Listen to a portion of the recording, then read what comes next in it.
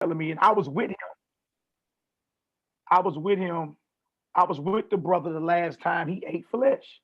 Speaking about YAH'KI, you know what I mean? This is back in like 2016, I think it was. Maybe 2015, but no, about 2016, I think it was. The last time he ate flesh. It was we was eating on that bison, that buffalo meat. You know what I mean? We used to go right over here to the store and go barbecue it and all that.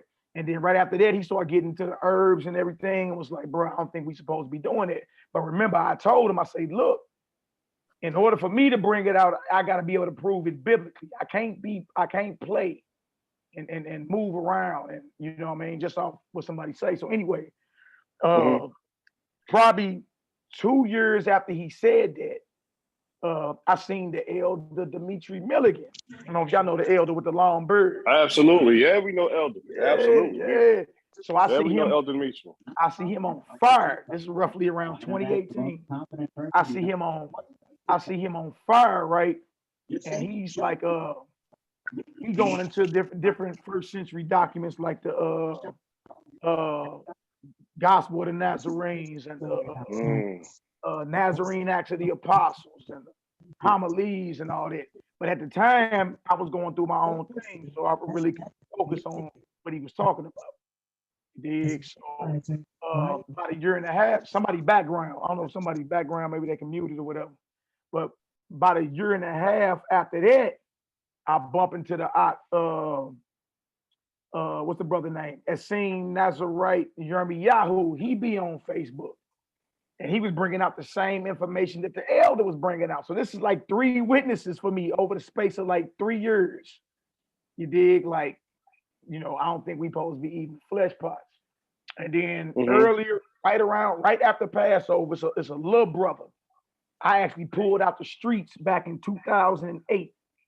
He was 17 years old. I hadn't seen him since like 2011.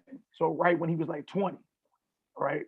He reached out to me on Facebook out the blue and said, bro, we need to rap. And I was talking to the bro, phone kept getting disconnected. So I said, where you at? You still in St. Louis? He was like, yes, I'm gonna pull up. Send me the address. Pull up.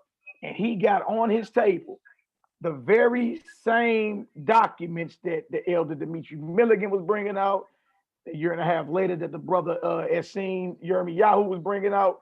And I'm like, bro, this like 3-4 witnesses about this flesh. So I asked him a few questions. He really couldn't. He couldn't give me a satisfactory answer. Some was, but a few that I just couldn't. So I was like, well, look, send me all them books. I'm gonna go start ordering everything. You did. So I sat down, y'all, and I just studied it. You know what I mean? And then the conclusion that I came up to was that this is our position over honor and humility, that we can't lawful, that all the flesh that we are chewing on is unclean, whether it's lamb, whether it's cows, whether it's chickens, whether it's turkeys, not because it's unclean as per se like the pig or the crab. It's unclean because it hasn't been processed, prepared, and slaughtered how the Torah says it's supposed to be processed, prepared, and slaughtered. Dead flesh that we eat is supposed to be handled a certain way. And if it's not handled that way, it's considered unclean. Lamb can fall under the stipulation of being unclean. Ox can fall up under the classification of being unclean. Goats can fall up under the category of being unclean if it has not been properly handled, processed, slaughtered, and prepared how the Torah says it's supposed to be. And that's our position. Not that it's unclean because it's the swine, but because no slaughterhouse and no butcher house is slaughtering any of these animals based off the precepts of the Torah. And that's basically our position in a nutshell. All right, so I can give, I don't know if I can share my screen on here. We can go through a few scriptures and I can basically explain what I'm trying to say. Hold on, let me see if I can.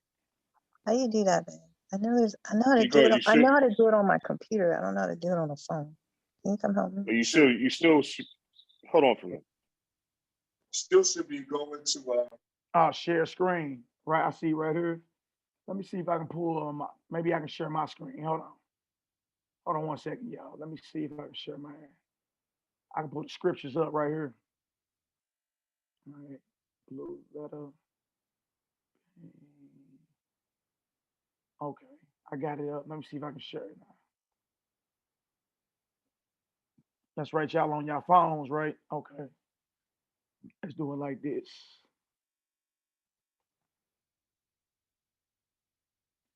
Okay, it says you disabled participant screen share. I guess you got to enable it. Yeah, we're going to get that ready for you. We're just trying to figure it out on the phone, so hold on for 1 minute. Not even take a minute. Okay, bro.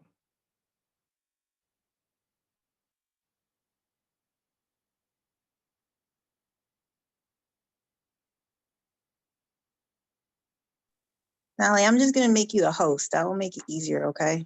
Okay. All right.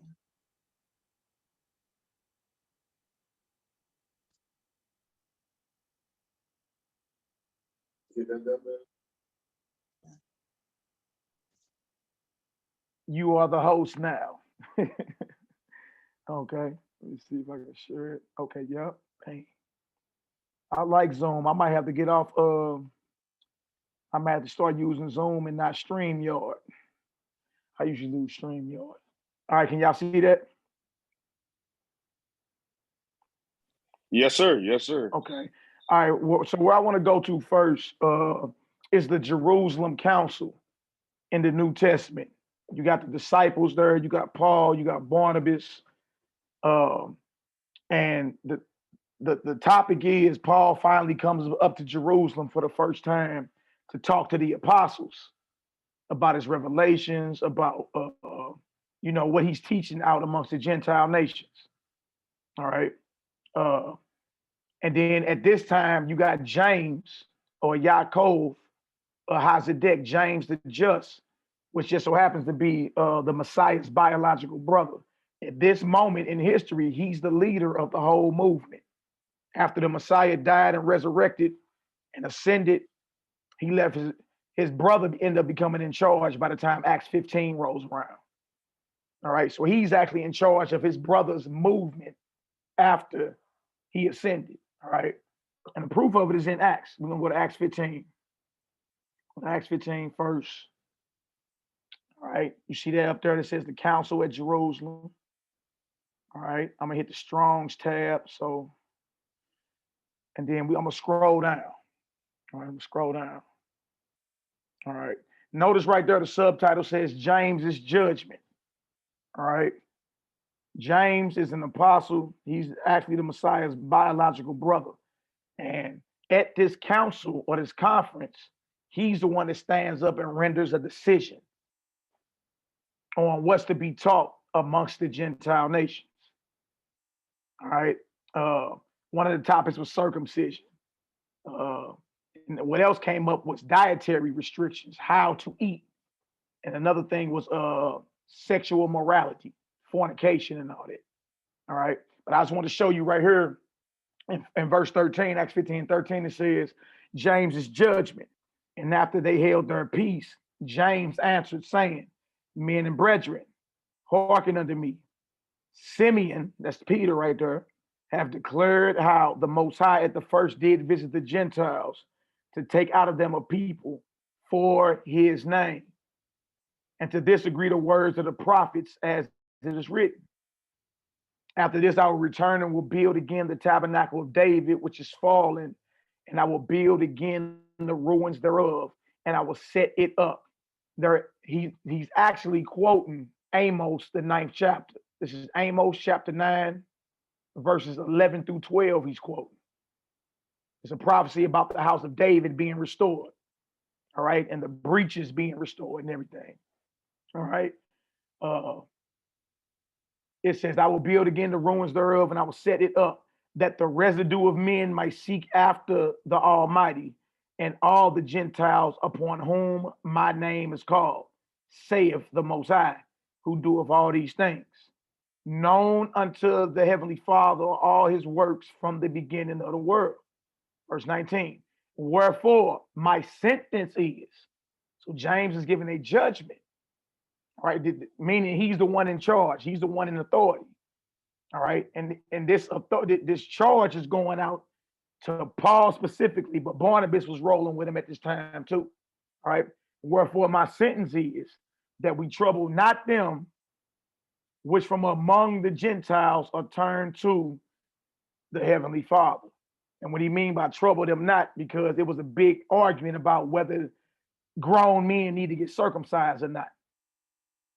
So James stands up and say, look, leave them alone. Don't even trouble them. All right. Among the Gentiles that are turned to the Most High. But that we write unto them that they abstain from pollutions of idols and from fornication and from things strangled and from blood. All right. So this right here is the directive in writing given to Paul, and Barnabas is rolling with Paul too, for the overseas communities that's choosing to believe in our Messiah. All right. Don't trouble them about circumcision. All right. But this is what you teach while you among them. All right. This is going out from the top apostle on down. All right. Paul, if you out there among the Gentiles, this is what to be taught. All right. All right. Abstain from pollutions of idols and from fornication and from things strangled and from blood. Verse 21. For Moses of old time, having every city them that preach him, being read in the synagogues every Shabbat day. All right. I want to do one thing though. I want to jump down to verse 29 because he repeats himself. All right. When y'all get a chance, read all of it, but he repeats himself in verse 29. The same directive. Verse 20 said pollutions of idols. 29 says that you abstain from meats offered to idols.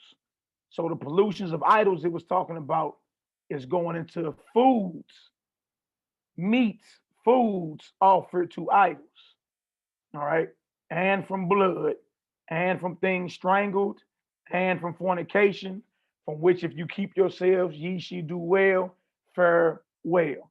Now, this is roughly 20 years after the Messiah had died and resurrected. This is around the year 50, give or take 8 of the Common Era, AD. All right. So the veil in the temple has already been ripped. All right. We understand what priesthood we up under now, with the Melchizedek or the Melchizedek priesthood. All right. Mashiach is already the high priest of a greater temple, officiating in the heavens. And the order still goes out about abstaining from meats or foods offered to idols. We also got to keep in context this. There was no New Testament at this time. So what he's commanding and what he's speaking on can only be found in what we call the Torah. Because there is no New Testament at the time. We have what's called the New Testament now. You know what I mean? That these things were collected later and later agreed upon by councils of men, what's considered New Testament, what's canon, and what's pseudepigrapha, what's considered non-canon. You know what I mean? That's why you got stuff that's not in the New Testament, like the epistles of Barnabas. All right. The Clementine homilies, books of Adam and Eve, 12 patriarchs, Jubilees, Jasher, Enoch. You understand? You got all these extra biblical books that didn't make it into the canon of scripture. But you got to remember, that's an agenda, that's something that was agreed upon by certain men and who had certain authority. All right. And the majority of the time, these people were not even our people. They just was those that was ruling over us at the time. You know what I mean? So, but I just want to show that there was no New Testament at this time. When he's saying to abstain from meats offered to idols, that understanding is coming out the Torah. That understanding is coming out the Torah. All right. So the question is, well, what is meat offered to idols according to the Torah? What is it? Now, I'm not saying like in Numbers 25, where Israel was in the wilderness and they went to a Moabite feast and the Most High was angry. I'm asking what specifically entails meats offered to idols. What specifically entails it according to the Torah? because there's no New Testament at this time. What is this brother commanding Paul and them to teach among the nations? What does he command them to teach? All right. Now, I mean, if anybody want to chime in, that's all good too. But I do want to go to the Torah and see if we can get some understanding and track this understanding down. Yeah, I just want to make sure the position that I want to hear everything before I even ask the question, because at the same time, they're still under that new order of Melchizedek, which we still, even though there was no New Testament, we still got to take that in consideration and the work of what the HaMashiach did during that time and what was being changed. So absolutely, I want to hear this. Absolutely. Then, of course, I'm gonna listen first. Then, of course, we'll chop it up. Absolutely, absolutely, brother. And look, those are excellent points, and that's why I brought up the veil had already been torn at this point. They under the order of Melchizedek at this point. These are believers in him right now, specifically the chief apostle, telling other believers, if you're going to teach about this movement amongst the nations, part of the understanding is meats offered to idols is still a no-no. It's still a no-no. Under the order of Melchizedek. All right. Now, when we get into what we call the Torah, we got the order of Melchizedek or Melchizedek before even the establishment of the Levitical priesthood. Because we're gonna have to go there too and explain about this flesh we eat. You feel me? Because we got stories of Abraham chewing on or preparing animals for angels to eat in Genesis 18. We read that in the Bible. I'm not gonna try to explain it away esoterically like we ain't reading it. We read in Genesis 18, Abraham prepared some animals for angels to eat before the destruction of Sodom and Gomorrah. But that would technically be under the order of Melchizedek because the Levitical priesthood wasn't established. We read in Genesis 27 where Isaac about to die and he tell Esau, make me some of that savory venison so my soul can bless you before you die. Correct? All right. But that's technically under the order of Melchizedek too. That the Levitical priesthood had not been established at that time. So we're going to hit them stories too. We're going to hit them too and see if the understanding of flesh offered to idols even holds up in that story. You all right? No problem. We're going to get there, bro. I'm glad you brought that up though. All right. Let's go. All right. So I'm going to go to Leviticus, the 17th chapter next. Remember, the question is, what is meats offered to idols according to the Torah? And in the Torah, you got several priesthoods. You got the order of Aaron, and then you got the order of Melchizedek, even in the Torah. Even in the Torah, all right? Let's get there. Leviticus 17 first. I want to show something. What is it according to the Torah? All right? Because that's the understanding he would have had to been coming from, because there was no New Testament at the time. All right, but the priesthood is in effect, though. We can't knock that. Just because there was no agreed upon New Testament does not mean that the priesthood of Melchizedek was not in effect.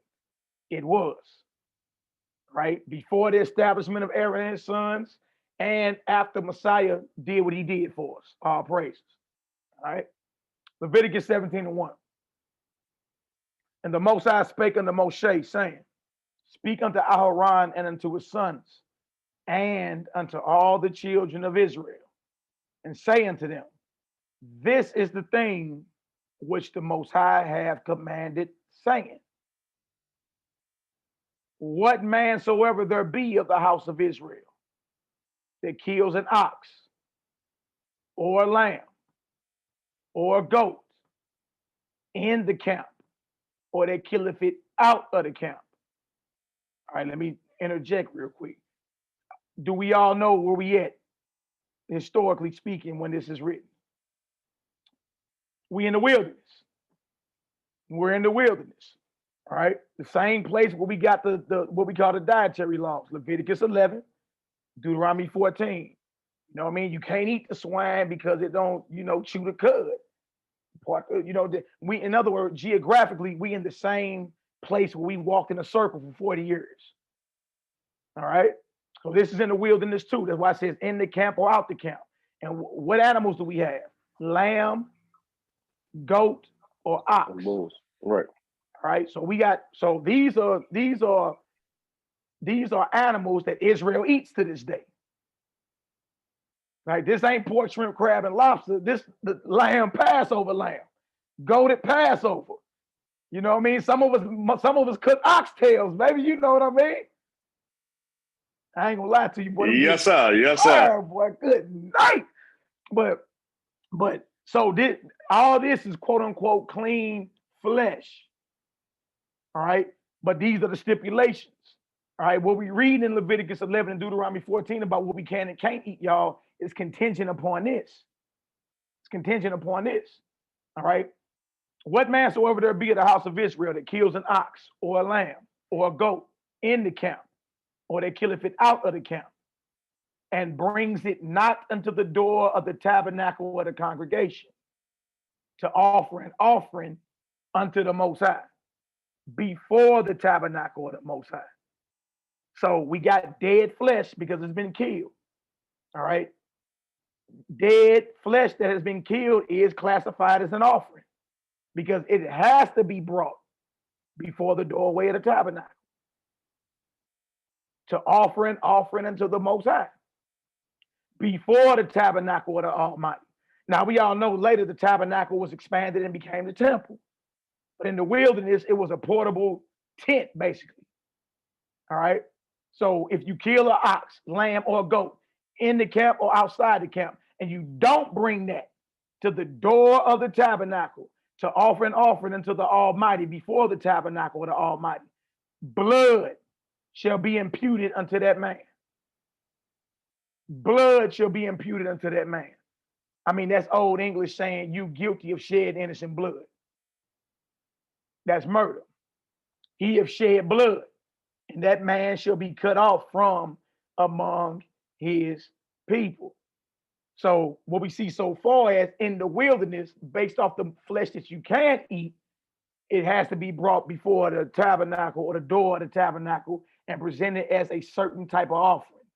If it's not done that way, according to Leviticus 17:4, you've shed innocent blood. And then we see that there's a judgment of being cut off. Watch this, verse 5. To the end that the children of Israel may bring their sacrifices. Dead flesh is an offering. Dead flesh is a sacrifice, which they offer in the open field, even that they bring them unto the Almighty, unto the door of the tabernacle of the congregation, unto the priests, and offer them for peace offerings unto the Most High.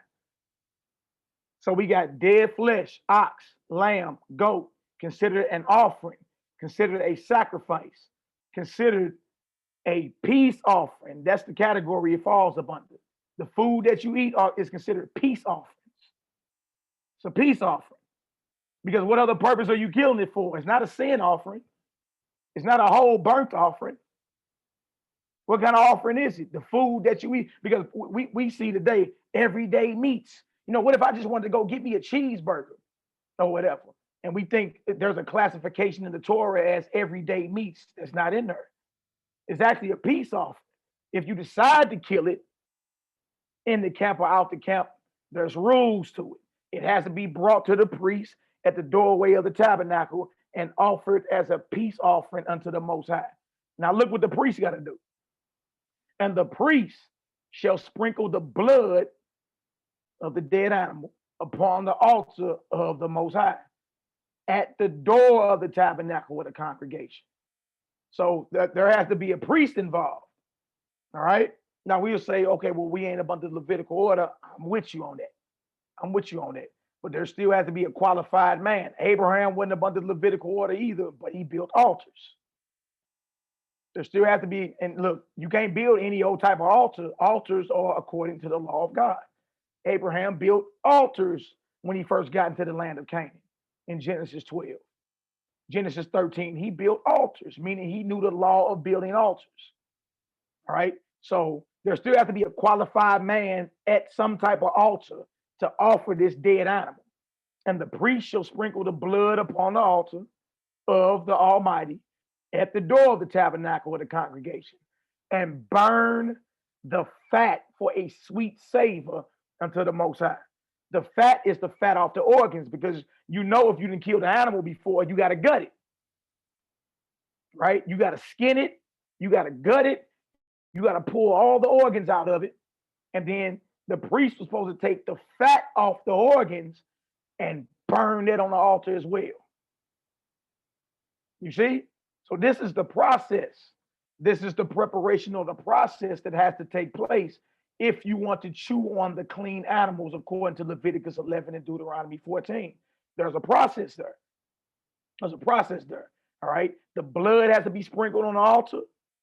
The fat off the organs after you gut this animal has to be burned on the altar at the doorway of the tabernacle by a qualified man who's officiating at the altar. Watch this. Verse 7. And they shall no more offer their sacrifices unto who? Devils. Devils, after whom they have gone a whoring.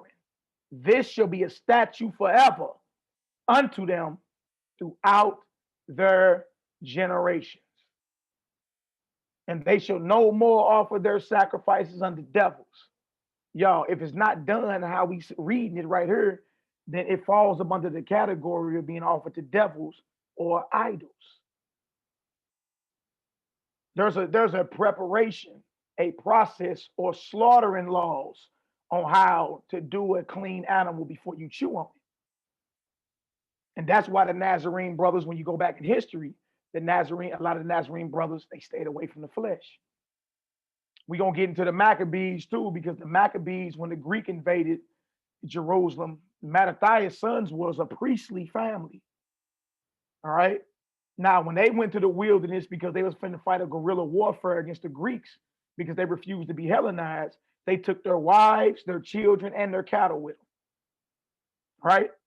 But when you read 2 Maccabees 5 and 27, that whole 3.5 years, they ate vegetables. They ate vegetables because they did not want to be defiled. Now, how could a priestly family who knows how to properly slaughter animals, who has cattle, how would they be defiled if they decide to kill one of their animals in the wilderness and eat flesh? You know what they understood that we just finding out now? Y'all, the temple is under attack. The altar is profane. You can't lawfully slaughter and process no type of animal and eat on it, or you're defiled. And if anybody knew how to slaughter animals, it would have been the sons of Mattathias. They were priests. You see? But the altar was under attack. It was profane. See? So they didn't say, you know what? We're going to go ahead and slaughter animals anyway. They say, no, we're not going to eat no flesh until we rededicate the temple, until we rededicate the altar. If we do, we would contract defilement. All right? So even they knew that to lawfully eat on any type of flesh, certain things got to be in place here. All right. Notice what verse 7 says again. And they shall no more offer their sacrifices unto devils. So if it's not done how we just read, brought to the door of the tabernacle, blood sprinkled on the altar by the priest, the fat burned on the altar by the priest. Then if that process is not taking place with your lamb, with your goat, with your ox, then guess what? It's considered offered to devils. It's not offered to the Almighty, because clean flesh has to go through a lawful process so you can eat it. This shall be a statute forever unto them throughout their generations. All right. I want to jump down for y'all. Now watch this. Somebody may ask about the fish. Verse 13. And whatsoever man there be of the children of Israel, or of the strangers that sojourn among you, which hunt and catch any beast or fowl that may be eaten, he shall even pour out the blood thereof and cover it with dust. It even got to be properly drained, y'all. It got to be properly drained, and the blood got to be covered up with the dust, not down the sewer in the slaughterhouse. See, everything that we can lawfully eat has to go through a proper slaughtering in order for us to eat it. All right. Now I'm almost done. I want to show y'all something else. Realize we just showed too that these are considered peace offerings. These are considered peace offerings, right? Let's go to Leviticus 7 and get the Torah on peace offerings. Leviticus 7.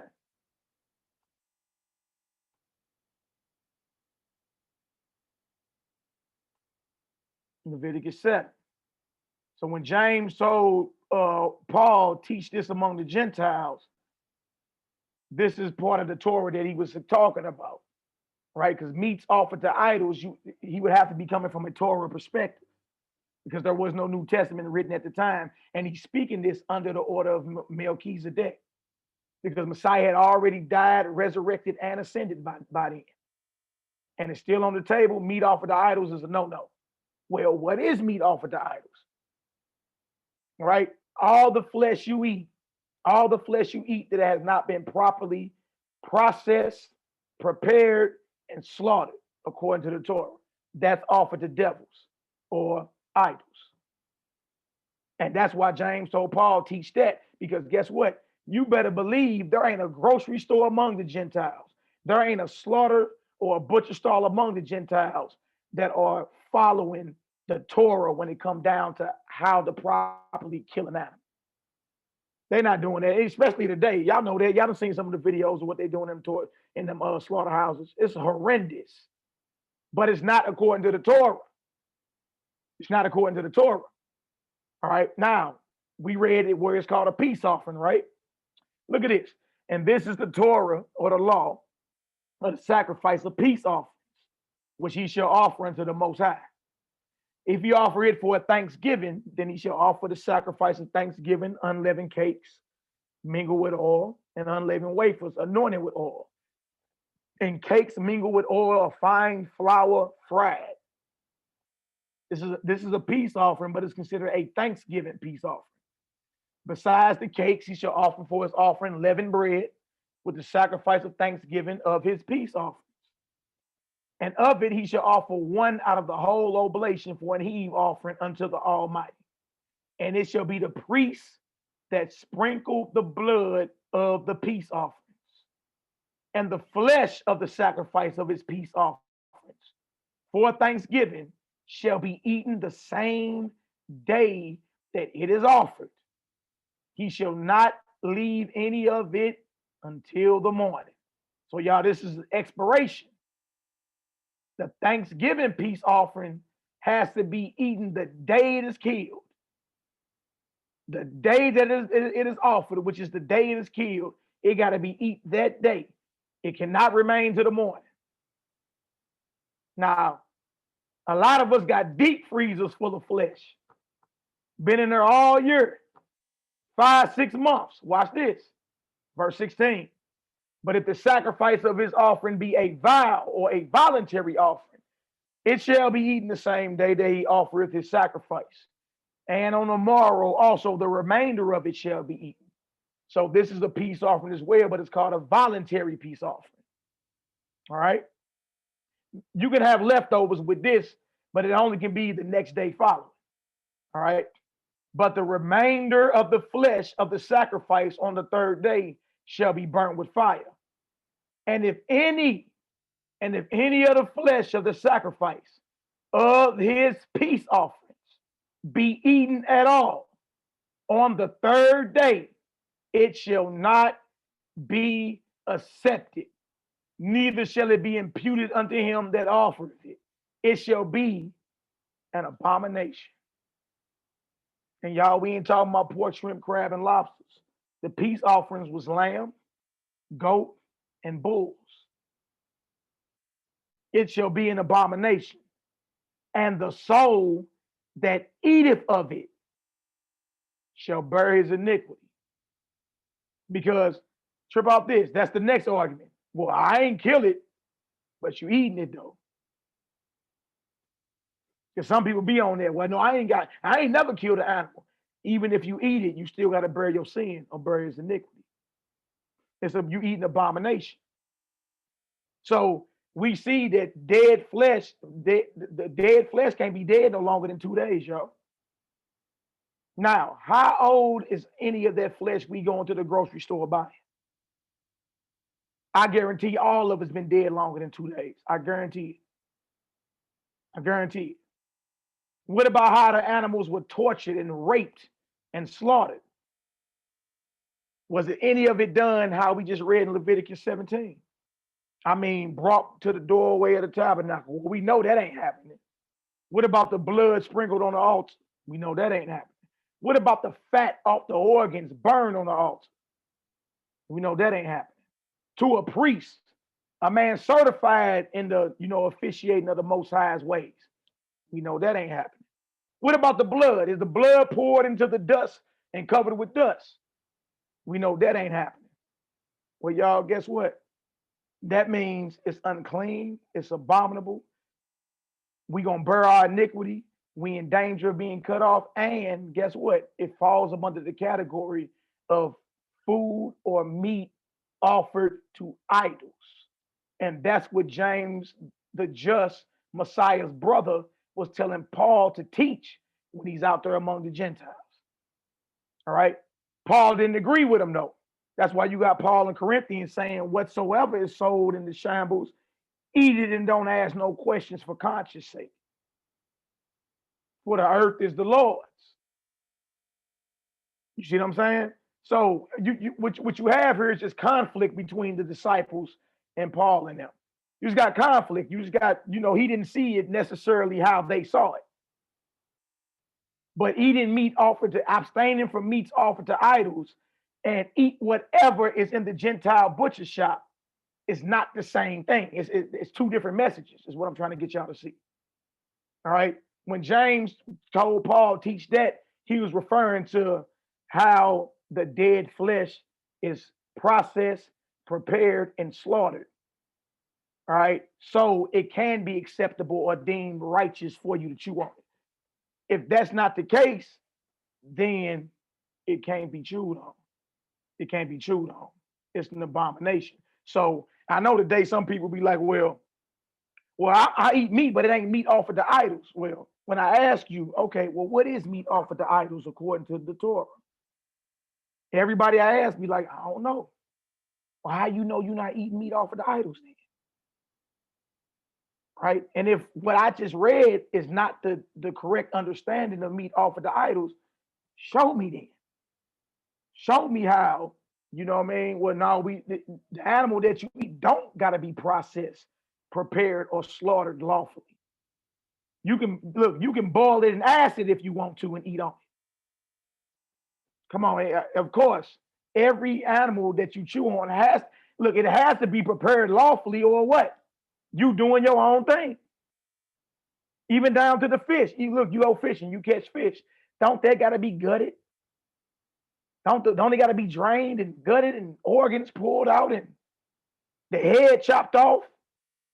You feel me? And then salt poured on it to preserve it before it arrive in the grocery store and then on your plate? What I'm asking is, it makes sense that the Most High has slaughtering laws for these animals. It just makes sense. And if those laws aren't being kept, then we eating unclean food. We eating unclean food. That's why I'm saying I'm not here to argue about Leviticus 11 and Deuteronomy 14. I'm here to argue about that. You reading that, right? But those laws are contingent on if it's been processed, prepared, and slaughtered correctly. If it hasn't, it falls up under the category offered to devils. Unclean. We fall up under the category of being cut off from among our people, bearing our iniquity. You understand? Now, I want to show y'all this. I only got a few more, and then we can open it up to dialogue for questions and all that, and that's all good. I want to go show y'all the one in the Apocrypha about the Maccabees and them, just real quick, and then I want to go hit on Abraham and them too. All right, because we read that Abraham understood the laws of the Most High before they was even written down under the order of Melchizedek. Let me pull this up real quick. All right, am I going too fast for y'all? Do y'all? Okay. All good. Nah, we will have questions. Probably, if not today, for sure, because I got a lot flowing through my mind as you're going through these scriptures. Continue to teach out. And you got my number. You got my number, bro. Always reach out to me. It's all good. Yeah, I even have your old number, but yeah, we got you. I got you. Yeah, we can rap about whatever. It ain't even got to be about you. You know, just hey man, I'm calling to see what's up. For sure. Checking on you, bro. No doubt. This right here is we're gonna go to First Maccabees in the Apocrypha vein. First Maccabees. Can I move this over? Let me see. Yep, I can. All right, First Maccabees, we're gonna go to chapter 2. I want to show y'all that when they fled to the wilderness, they had their cattle with them. All right, go to 21st. Maccabees chapter 2, verse 28. And then we're gonna show that even though they had their cattle with them, they did not eat the animals. They did not eat the animals. And remember, y'all, this is a priestly family. All right. First Maccabees 2. All right. And I'm going to start at 27. Let me zoom in a little bit. First Maccabees 2 and 27. And Mattathias cried throughout the city with a loud voice, saying, whosoever is zealous of the law and maintain the covenant, let him follow me. So he and his sons fled into the mountains and left all that ever they had in the city. Then many that sought after justice and judgment went down into the wilderness to dwell there, both they and their children and their wives and their cattle, because afflictions increased sore upon them. So we see they took their cattle, their flock, with them into the wilderness. We see that? Okay? So I wanted to show that. And this is when the Greeks came into Jerusalem. This is where we get the Feast of Dedication from. Y'all know that. Feast of Dedication, the Greeks came into Jerusalem, tried to Hellenize the Israelites. A certain family was like, nah, we ain't going for that. All right, they sacrificed the pig on the altar, set up the abomination of desolation, attacked the temple, took the gold up out of it, all that. All right, so Mattathias and his sons fled to the wilderness with their wives, children, and cattle, right? Because of the afflictions. Now, let's go to 2 Maccabees. Let me show you. We're going to 2 Maccabees chapter 5. All right. 2 Maccabees chapter 5. What is it? Verse 25.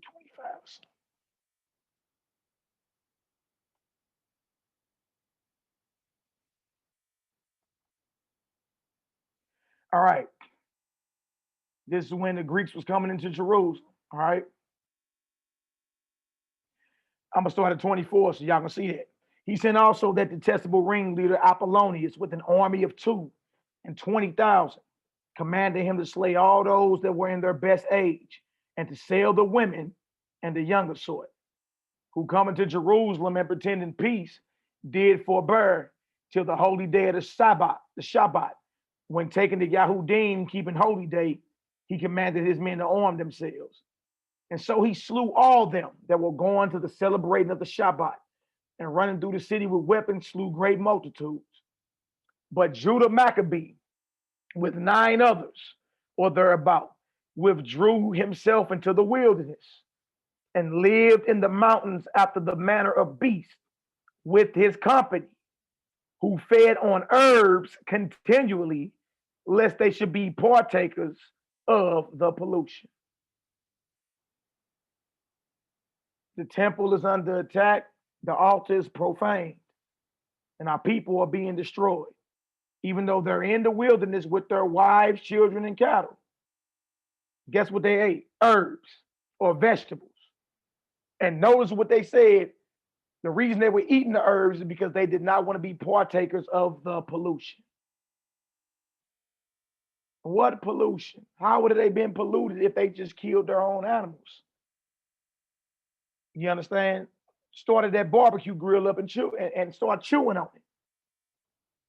What they understood is what we just read in Leviticus.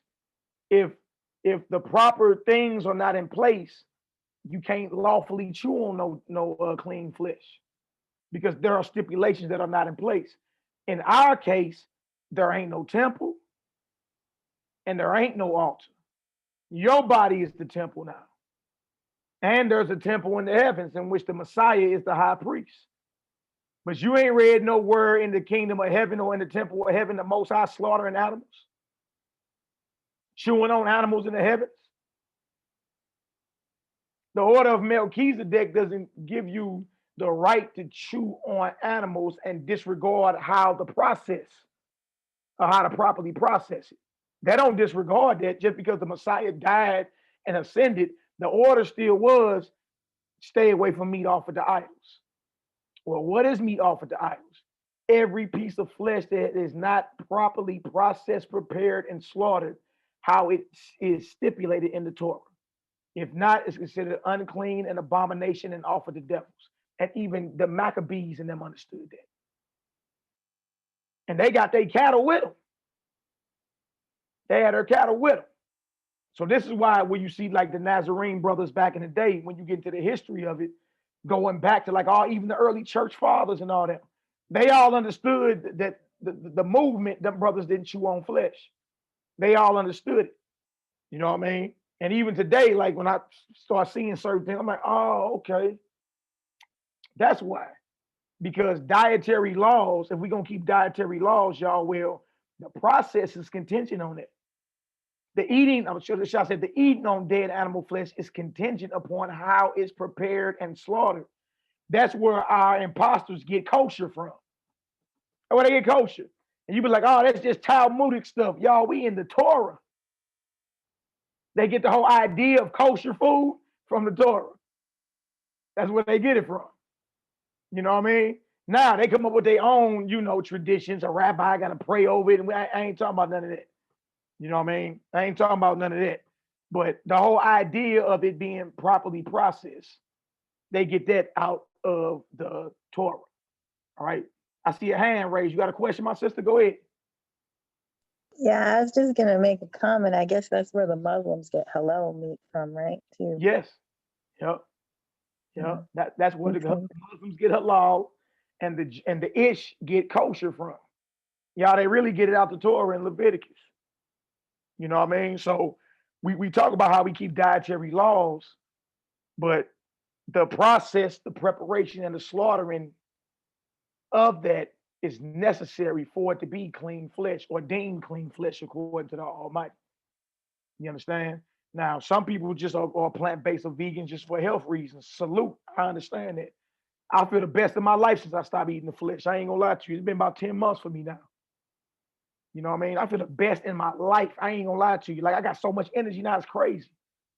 I feel like I turned 40 in a couple weeks, y'all. I feel like I'm 20 again. Like, I'm a youngin', you know what I mean? But from a health standpoint too, it makes the most sense to me in the world. It's a sister that fellowship with her. She's 75 years old. Sister named Robbie Dobson, Ema Robbie, we call her, right? And she been riddled with diabetes her whole life. But she stopped, she started listening to what we were saying, and she stopped eating flesh and like the dairy products in June of this year, like June 10th.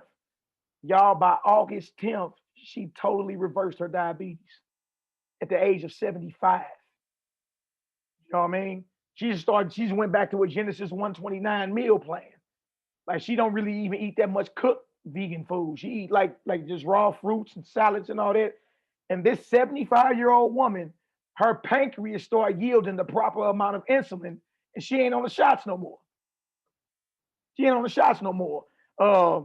So, and that's major because diabetes is like a death blow to a lot of our people when they get diagnosed with diabetes. My father died from a diabetic stroke back in 2006.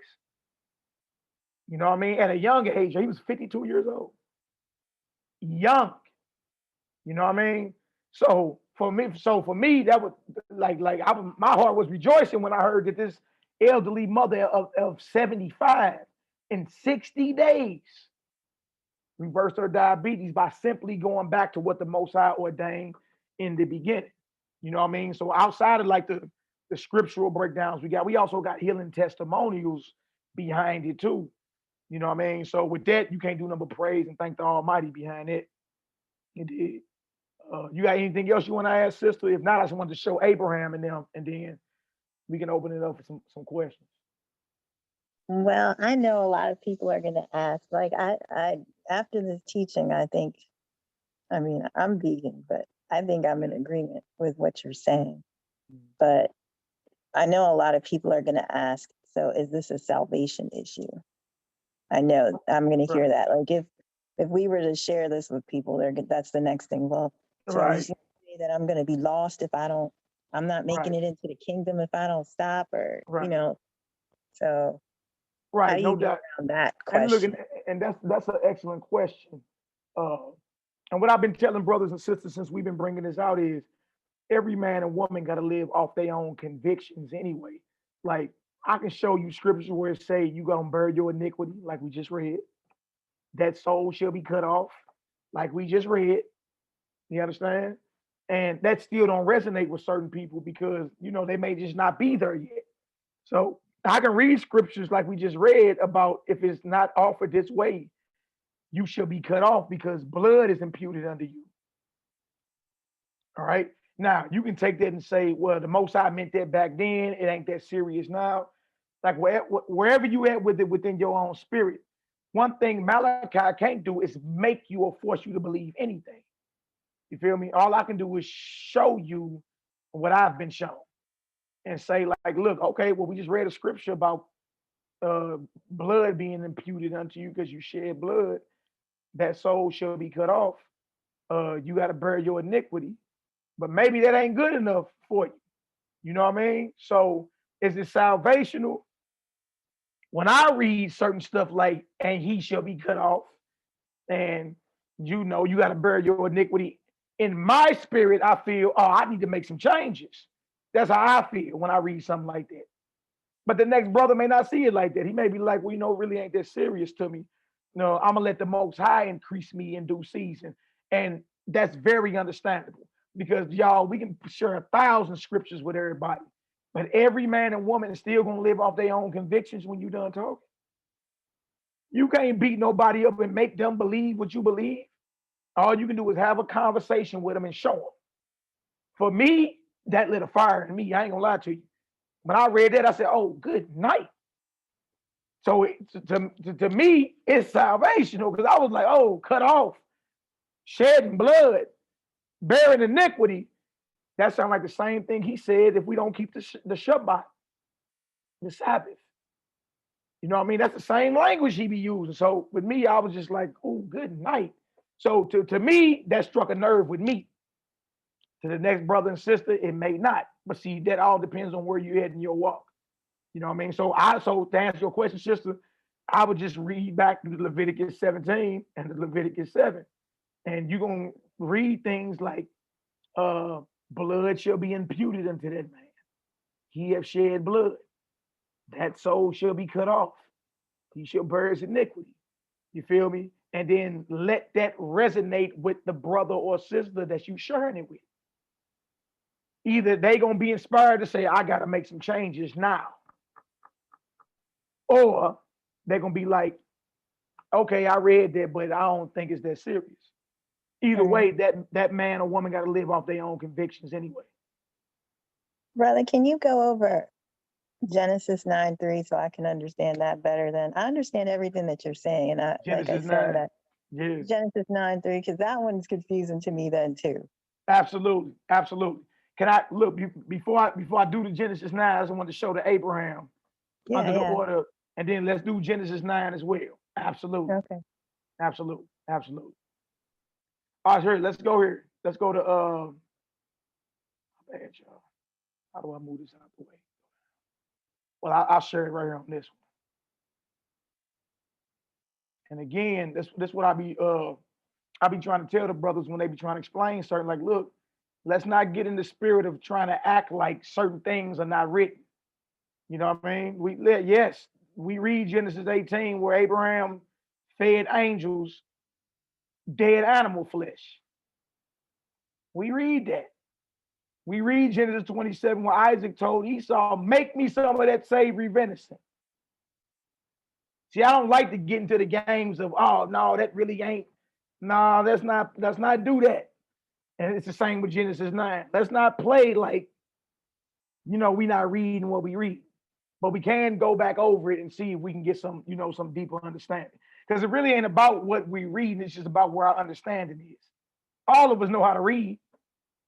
All of us know how to comprehend. It's just where our understanding, because we all see things different. All of us do. Look, you ever wonder why the whole nation of Israel got the same precepts, but we all got different understandings on everything? Everything. Pick a topic. You're going to see brothers on this side of the aisle and brothers on this side of the aisle. You understand? Because y'all, it's one truth, it's just many sides to it. It's one truth, it's just many levels. So you naturally going to have a different understanding than the next brother or sister. That's natural. Our thing is not to become enemies. Like we have a different understanding. We be like, man, the hell with them. I'm going to put Satan on them and throw curses. They're like, come on, bro, stop that. Stop that. Every brother or sister that I've ever fellowshiped with, we've always saw things differently at some time. That's okay. It's okay. There ain't no reason to be all like, what they call butthurt about it. Stop it. But yeah, we definitely gonna get into that, sis. I want to show y'all this though, real quick. All right, this is Genesis 18 and 1. I gotta go get back to the whatchamacallit though, because I want to show the definition. My bad, y'all. Gotta go back to because I want to show y'all these definitions. Matter of fact, first Genesis 26. I want to show Abraham kept the laws. Genesis 26 and 5, one verse. All right. Now look at this. And this is the Most High talking to Isaac about his daddy Abraham. He said, because this is Genesis 26 and 5, because that Abraham obeyed my voice and kept my charge, my commandments, my statutes, and my laws.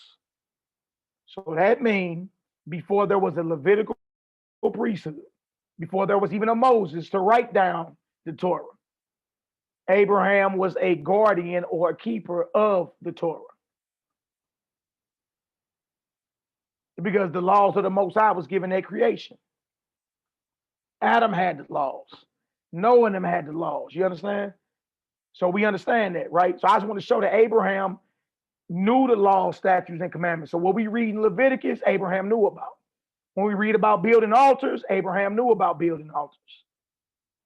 He knew the laws. All right? So I want to show that first. Now let's go to Genesis 18. Genesis 18.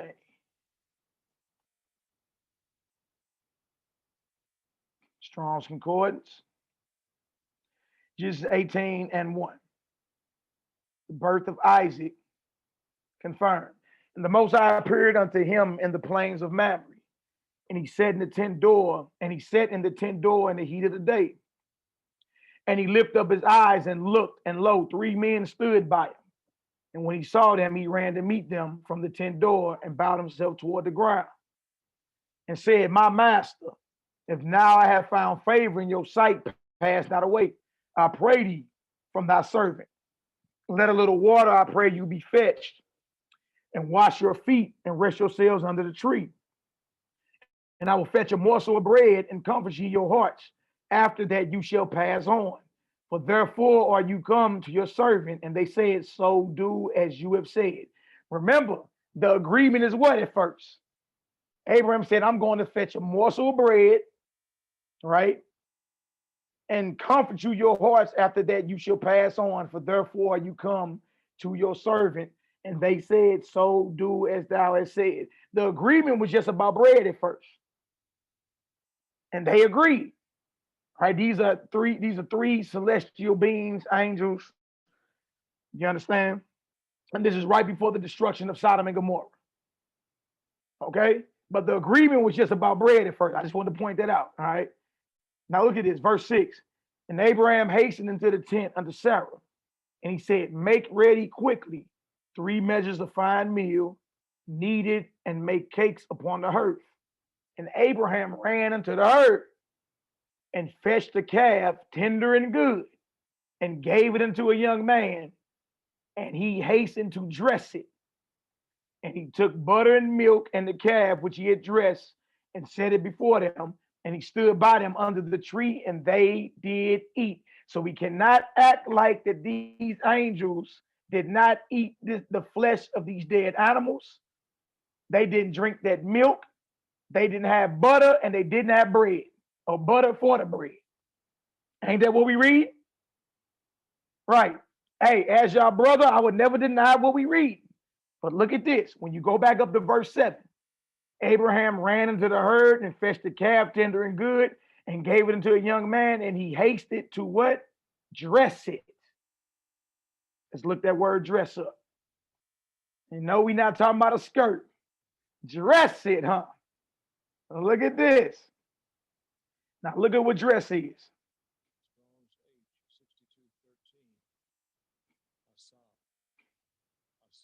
All right, outline of biblical usage. All right, look at this, y'all. To do, fashion, accomplish, make. To do, work, make, produce. To do, to work, to deal, to act with effect, to effect. To make, produce. To prepare. To make an offering. See, so in the command to dress that calf, the law of preparing it and offering it was understood. Because we just read Abraham knew the law, statutes, commandments, and judgments of the Almighty. He told him to dress it. And when we read the story, we think that this happened in a few minutes. Y'all know how long it takes to slaughter an animal, to gut it, to skin it, to remove the organs. That's a whole process that has to take place. So when he told him to dress it, this is what he was telling them. Prepare it for an offering. So our position is the flesh has to be prepared lawfully for us to chew on it.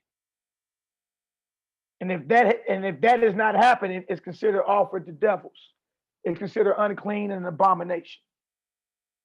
All right. So dress it. That was the command, and this is what's in the definition: to make an offering, to prepare it. All right, according to the law. All right. You still got your hand up, sis, or you No, still got your hand? you have to put it down somehow. I forget. You got. Oh, do it. Okay, no, never mind. It's all good. I have to re-hit it. I have to re-hit right. Oh, lower my hand. Okay, there we go. There you go. Okay, so what we miss in this story is the fact that the calf was lawfully prepared before angels chewed on the flesh of the dead animals. It was lawfully prepared for an offering, and this is before the Levitical priesthood. I mean, Abraham knew the law of how to properly process, prepare, and kill an animal if you're going to chew on it. That's why I went to the definition and showed it. So we ain't got to act like we're not reading that they did eat it. You understand? What I believe the nation has missed is the fact that it had to been prepared lawfully. It had been prepared and made ready for an offering lawfully because Abraham knew the laws. All right. When we go to Genesis chapter 12, Abraham knew the law of making altars. Right. So they basically knew how to make a holy kill, basically. There you go. If you want to put it that way, Nate. That's what he's saying. And so you don't slaughter your own animals, so they're not killed in a holy fashion. Right. Absolutely. I don't understand the stance, but yeah.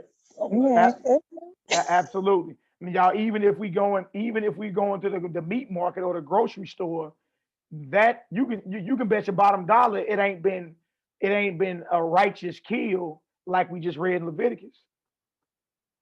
No, all you gotta do is look at a video of the horrors in the slaughterhouses. No, it's not. It's not. But that's the meat we buying out the grocery store.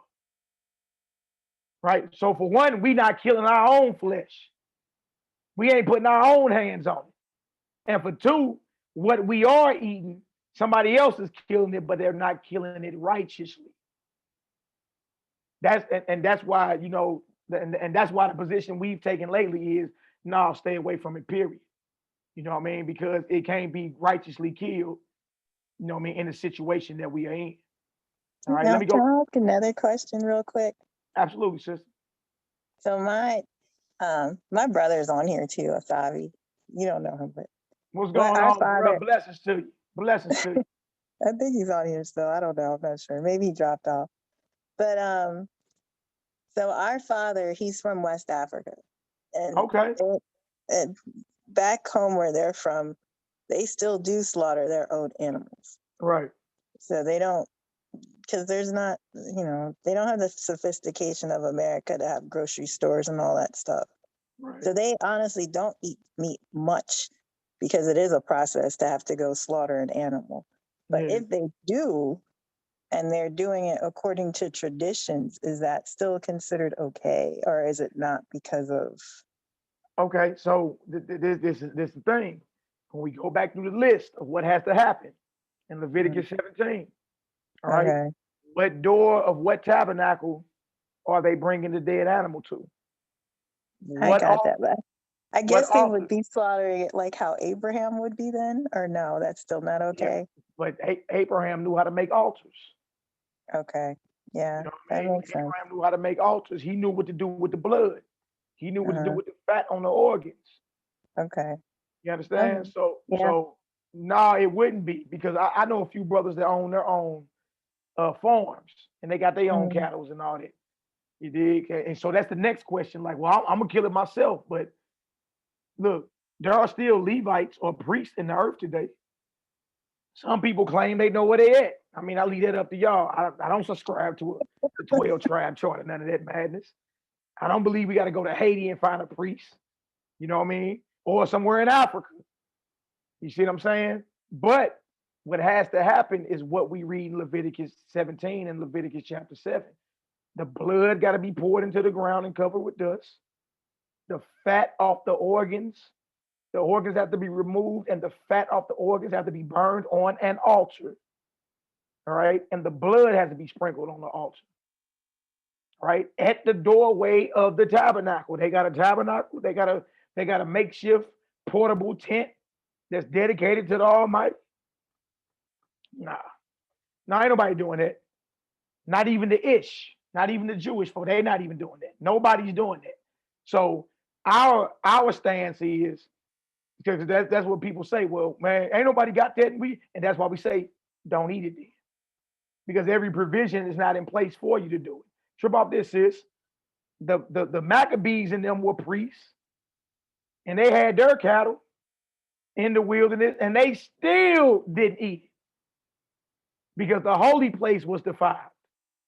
In our case, sister, it ain't no temple. It ain't no tabernacle. If anybody had a right to kill some animals and eat on them, it would have been the sons of Mattathias, because they were priests. So I would say no. I mean, no. Even if you had your own cattle and raising them, you understand? Let them fulfill their purpose. I'm even against breeding them. Let them reproduce at their own rate. You know what I mean? Like, you know, let them cultivate the land. How about, you know, their dung fertilizes the soil? You understand? You got hundreds of acres. You ain't gonna need no lawnmower if you got so many cows. And I'm like, let them live and multiply and reproduce, and like you want to live, multiply, and reproduce. Right? We done fallen so low. We think that the only purpose for animals is to chew on them. What's their purpose if we can't eat them? I'm like, bro, they got a gang of reasons to be alive. A gang of reasons to be alive. All right. Genesis 27. I hope that answered your question, though, sister. As your brother, I would say no, because it's still, things are not in place. Abraham was a worthy officiant at the altar of the Most High. He was. He knew the laws. He knew how to build the altars. He knew how to properly prepare and all that. Right. So anybody today, I would say no. You feel me? Or go find you a certified priest. If some brothers out here claiming to be Levites, go get with them.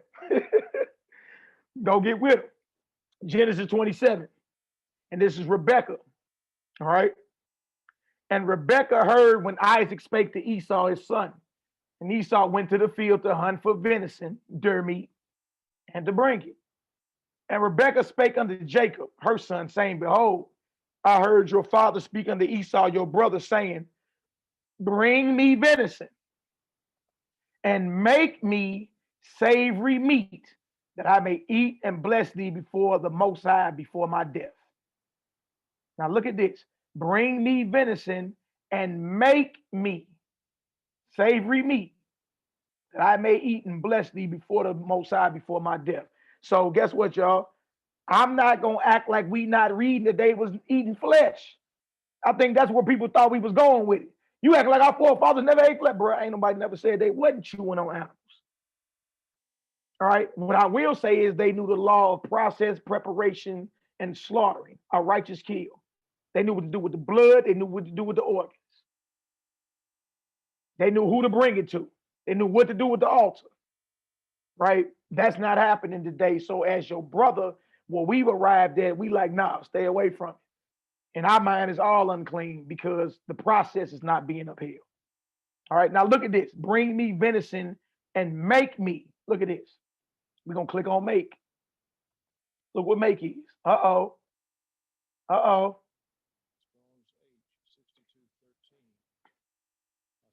Oh. Make in Genesis 27:7 is the same Hebrew word in Genesis 18:7 where Abraham said, dress this. When Isaac told Esau, make this, guess what, y'all? Prepare it and make an offering. There it is. The laws of the preparation were known by our fathers. They never went to any Gentile meat markets to grab any type of meat to eat.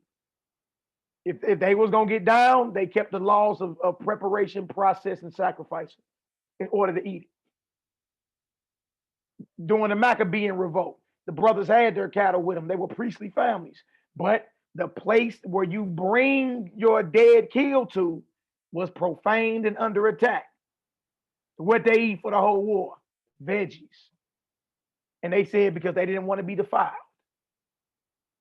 You see that? So when we fast forward back to James, the leader of the Messiah's movement, his biological brother, in Acts 15, he tells Paul to abstain from meats offered to idols. Meats offered to idols are any type of flesh you're chewing on that has not been lawfully processed, prepared, and killed, according to the Torah we read. Look, order of Aaron under the Levitical priesthood and under the Melchizedek priesthood. We got Abraham, we got Isaac, who knew the laws of preparation. All right, so now sis want to go to Genesis, the 9th chapter. All right, Genesis, the 9th chapter. Did y'all understand what we just read? Is it understandable? It's good, it's good. Okay, let's go to Genesis 9. I go to Genesis 9.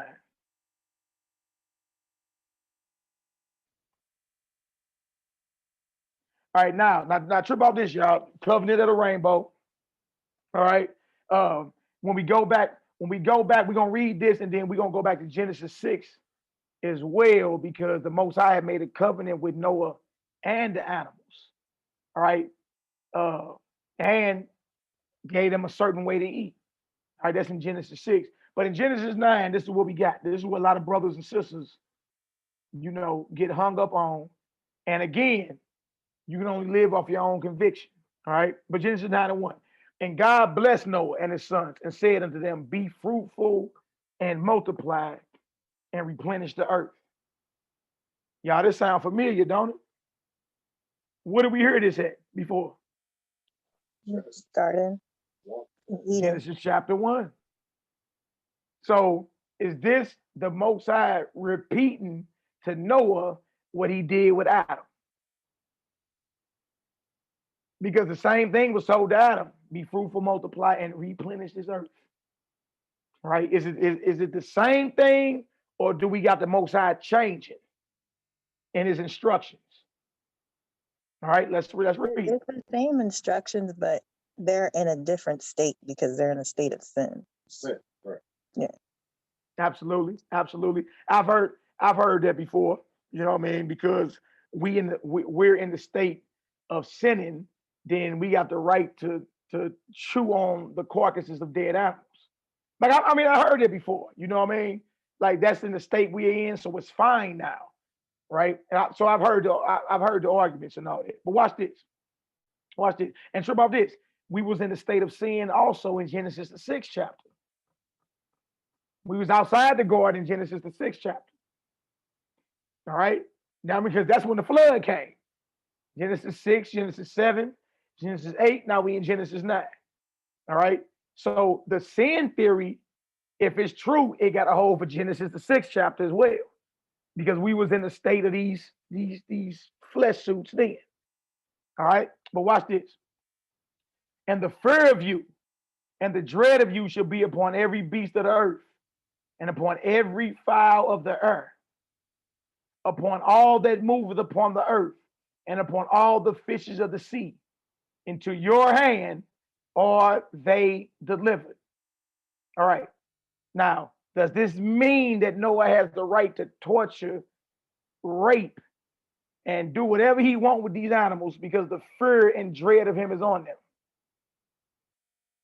Or does it, because he says, into your hand they are delivered, or does it mean the same thing that was told to Adam?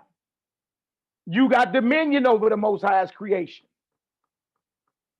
But that dominion don't mean you can do whatever you want to do.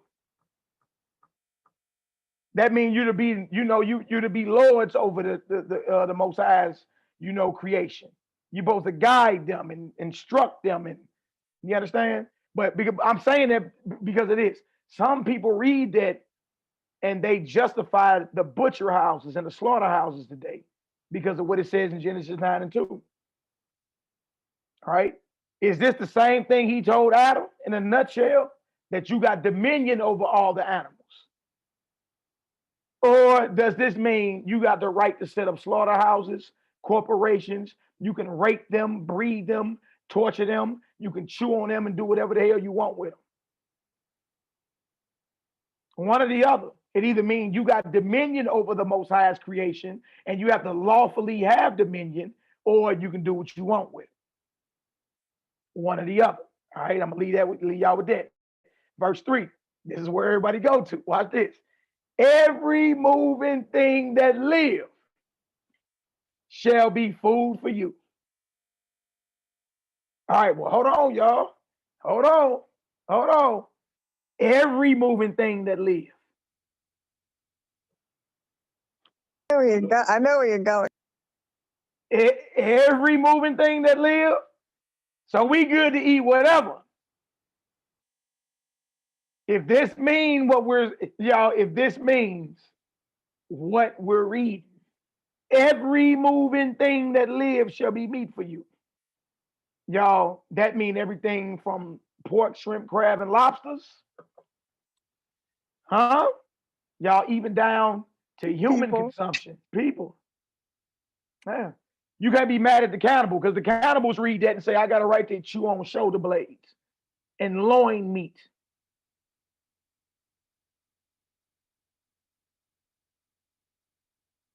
You understand? So either that mean every moving thing, or you're going to say, well, no, every moving thing, because you got to remember, Noah knew the difference between the clean animals and the unclean animals. Right? Y'all, even if we go with that, the clean animals still got to be lawfully processed, prepared, and slaughtered a certain way before you can eat them. All right? But this is where folks go and say you can eat whatever you want to eat. This is where the Hebrews go and say, I got the right to eat lamb, cheeseburgers, oxtails. Right? But y'all, I believe the argument we need to focus on the aspect of, is it a righteous kill though? Has it been properly processed, prepared, and slaughtered for you to eat on it? Well, based on the teaching that you just gave, Genesis 9:5 now makes more sense to me. Exactly. Because it says, and surely your blood of your lives will I require, at the hand of every beast will I require it. So basically he's saying that even the shedding of the blood of beasts, like there's a requirement or an expectation that I have. Like I kind of didn't get Genesis 9:5 completely because it kind of reads a little difficult, but it makes sense that he has a requirement even for the shedding of blood of the beast. He does. Yeah. He does. So, and that makes more and sense. if we stick to that, then everywhere where we see our forefathers, righteous men, chewing on it, you know what I mean, we can understand like, oh, that was properly, that had to be properly processed, prepared, and slaughtered. You understand? Like you can't just walk up to any old type of clean animal and boil it in acid. And then in other words, you can't just do whatever you want with his corpse and think you got the right to eat on it. He has a requirement, like you just said, my sister. He has a requirement. There's a requirement. Now look at the rest of 3. It says, every moving thing that lives shall be meat for you. Even as the green herb have I given you all things. All right. Some people will say that by the time that animal get on your plate, it's not moving at all. So 9 and 3 don't mean every moving thing that lives shall be meat for you. Meat meaning food. All right. I'd heard that understanding before. By the time that sirloin get on your plate, that dead animal get on your plate, it ain't moving at all. Right? So the living things that move is compared to the Genesis 1:29. You know what I mean? Every herb bearing seed, the fruits and grains of the earth, and all that type. You know what I mean? I've heard that breakdown before because, in essence, what a lot of brothers do is specifically from the Nazarene point of view is our view is the Most High don't change. You know what I mean? And a lot of brothers believe what the Most High is saying to Noah, he already said to Adam. This is a reforming of the new world. You understand? So what he gave Adam to eat is what he's given Noah to eat, because dead animals on your plate are not moving. So how can it be food for you? But what's living or alive or that moves are the fruits and the plants of the earth. That's living food. Yeah, I agree with that 100%. I just had Yeah. a conversation about that with somebody because I'm more on because I'm into science too because I'm in healthcare. So I literally had a conversation about that with somebody because I was like, I think it was one of the sisters that was on the post, and I was explaining, no, it was actually somebody else, but I was explaining how plants are still living. Like you can take a piece of lettuce and cut it up and just leave the root and put the root in water and it will regenerate because there's still life in the plant. Yes. And that's why if you leave a potato, it'll still germinate because there's still life in the plant, because plants consume carbon dioxide and their what they give off as their waste is oxygen, which is what we need. Right. But when you kill an animal, all that's left within it is carbon dioxide. All the oxygen, all the life is actually gone out of it because it's dead. So Absolutely. all that's left in it is the waste. So I literally had a conversation about that with somebody the other day. Right, so, right. Yeah. So exactly, look, excellent point. So when it says every moving thing that lives shall be meat, meat, y'all, mean food. It don't necessarily mean flesh. It means food. So the living or the moving food for you, he compared that to the green herb which he have given you in that verse 3. You feel me? From the Nazarene point of view, y'all, we believe that what the Most High gave to Adam, he gave to Noah, which is dominion in this earth, which is to be fruitful and multiply. And he also gave him a what we call a living or a diet. Now look at verse 4. But flesh with life thereof, but flesh with the life thereof, which is the blood thereof, shall you not eat.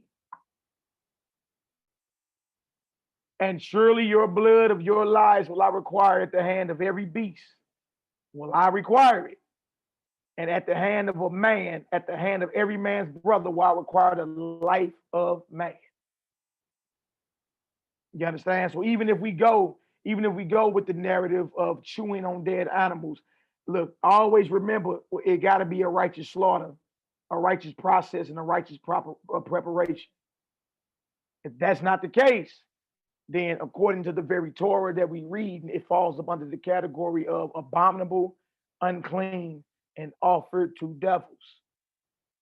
And that's why you see brothers, now we stay away from it. That's why you see the Maccabees saying we're going to eat veggies while we go to war against these Greeks. We don't want to be defiled. Now, look, I want to show y'all something too, though. Watch this. Let's go back to Genesis 6. There's a covenant. Still Melchizedek order. Covenant made with Noah. I'm starting at verse 17. Same God, Noah. And behold, even I do bring a flood of waters upon the earth to destroy all flesh, wherein is the breath of life from under heaven, and everything that is in the earth shall die. But with thee will I establish my covenant. Y'all, we talking about the Melchizedek order, or what's called the renewed covenant. Noah was under that same covenant.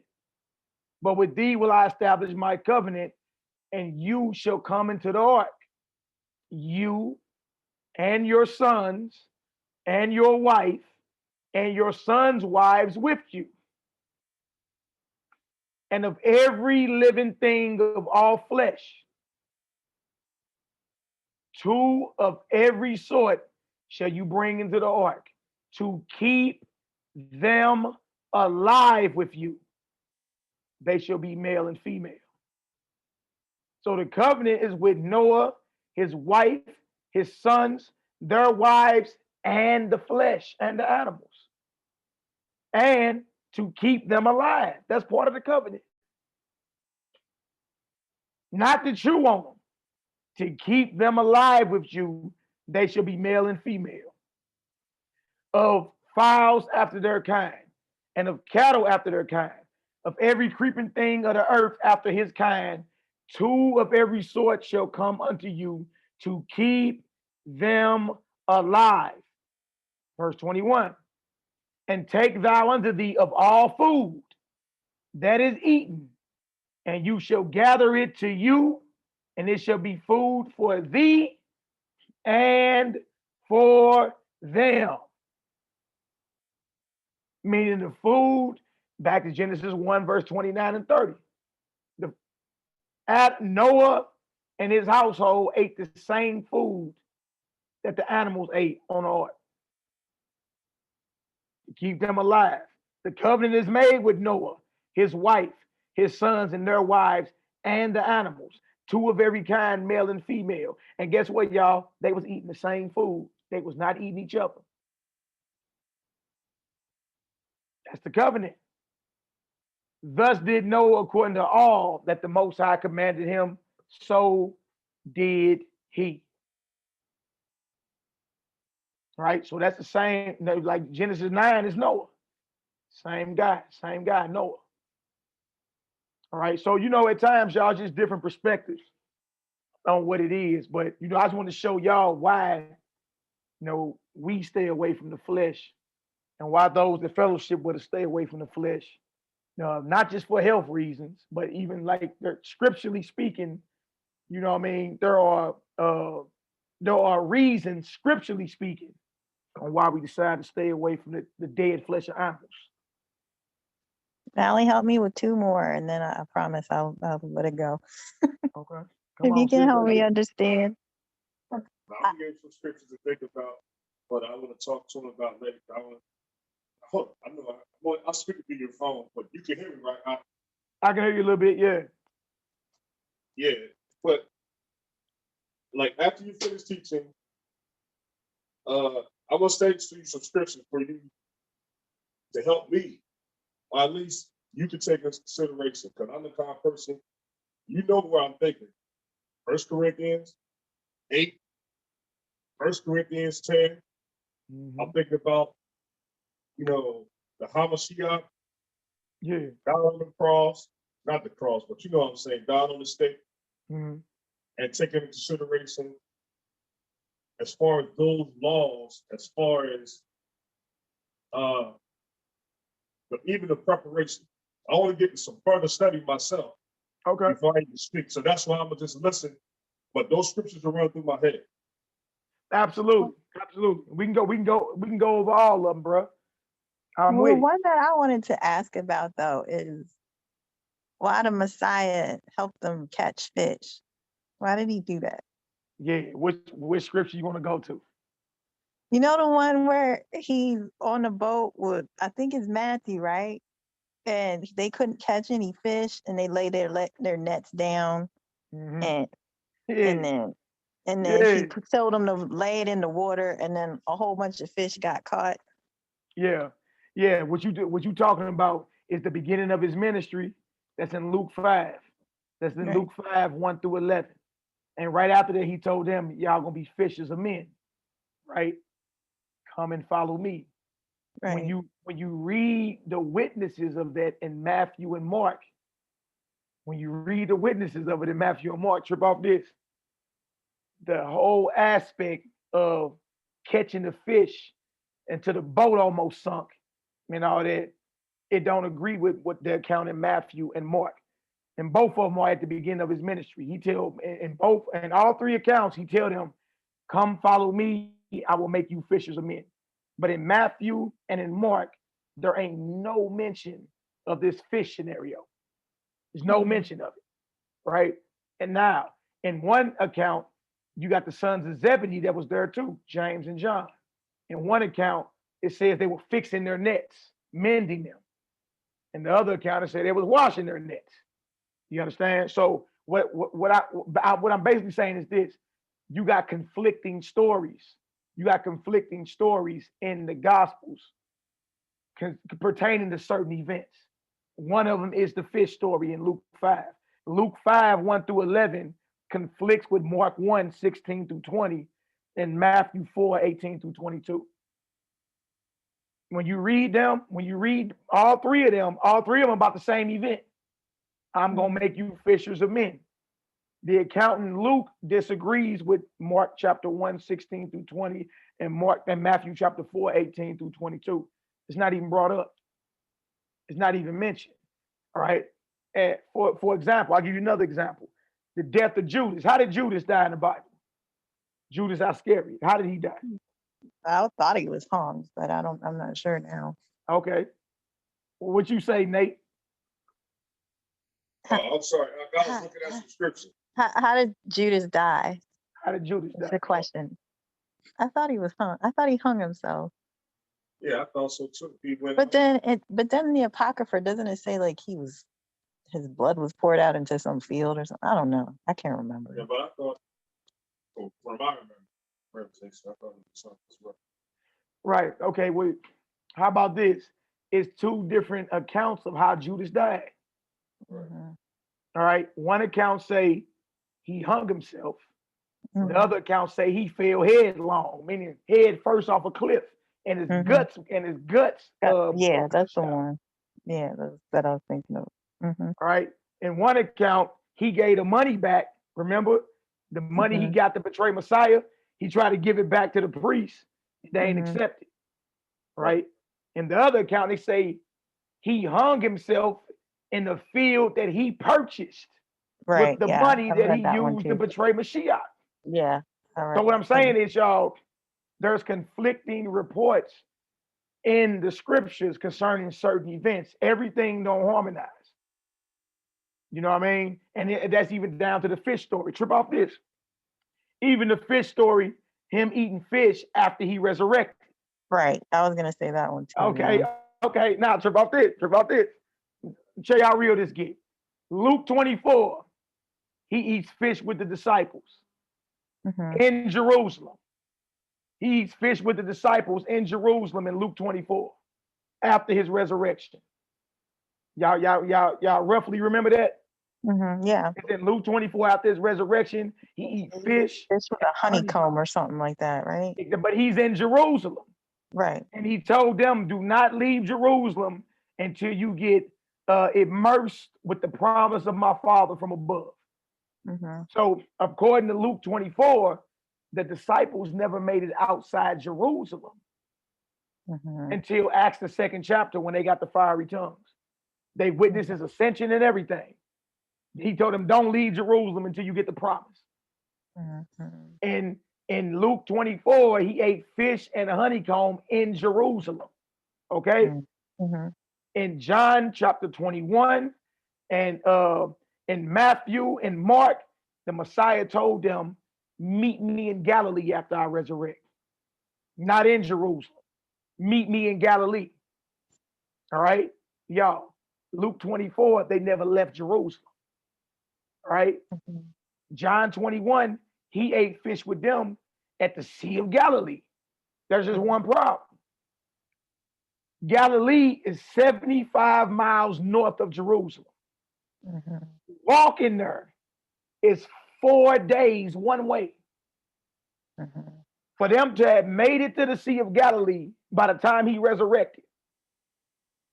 Right? If they start walking from the day he died, they would have missed him by 1 day because he was in the ground 3 days. All right? Let alone back to Jerusalem, that would have been an 8-day trip for them to meet up with him in Luke 24 to eat the fish and the honeycomb. So what I'm saying is even the resurrection accounts, right, of who he appeared to and how many times he appeared. Now, I ain't saying our master didn't resurrect. I ain't saying he ain't a sin. What I'm saying is we got different accounts of what happened. Yeah. Of what happened during his ministry and upon his resurrection. You know what I mean? I mean, accounts that do not harmonize. You feel me? And that don't mean we don't believe or nothing like that. But the whole thing is this. When you realize, like, okay, when you get to the history of the Gospels and all that, all right, when was Luke written down? When was Matthew written down? Mark, John. When you start getting to the history of it, you start seeing these things were written down by students of students. Like, you know, it got the Gospel of Mark on it, or Matthew, but really was written by Matthew's student, his student. You feel me? And was written down 2nd century. Not by Matthew himself, but by a student of a student. Right. You feel me? So naturally lost in translation. Yeah, so naturally certain events you're gonna have different of what really happened. You understand? Telephone game, the telephone. Yeah, but that's natural and that's okay. That's all I'm saying. Right. But what I'm saying is, I've also heard that the interjection of like certain of the fish stories had something to do with like Catholicism, and that's why they have the fish head on. That has something to do with Catholicism and Nimrod, and that's why they have the fish head on the Pope, and like the fish represented something in Babylon too, and so did the honeycomb. The fish god. Yeah. Dagon is the fish god. Right. Now, what you just said, I mean, I can send it to y'all. I'm gonna send it to you. I'm gonna send y'all 2 very thoroughly researched videos about the 1st century Messianic movement and how certain things were interjected as, you know, things were being formulated hundreds of years later. You know what I mean? For example, you got the story of Messiah feeding the multitude in the desert sushi and biscuits. Okay. Huh? Right. I mean, what? Think about it. Was it raw fish or cooked fish? Oh yes. Yuck. Now, in the desert, was it raw fish or cooked fish? Yeah. You see? No, I don't know how fish made it into the desert in the first place. Exactly. Now watch this. I mean, it was a miracle. You know, he took a few pieces of fish and a few loaves, and you know, did his thing. But trip off this. When he recounts the story, when he told them, beware of the leaven of the Pharisees, they say, dang, it's because we ain't bring no bread. He say, look, you don't remember the 5,000 I fed and how much bread and fragments you took up? Or what about the 4,000 that was fed? And how many fragments of bread you took up? Huh? When he's going back over the story in Matthew the 16th chapter, do y'all know the 2 times that is recorded that he fed the multitude in the wilderness sushi, that he don't even bring the fish up? It's not even brought up out of his own mouth.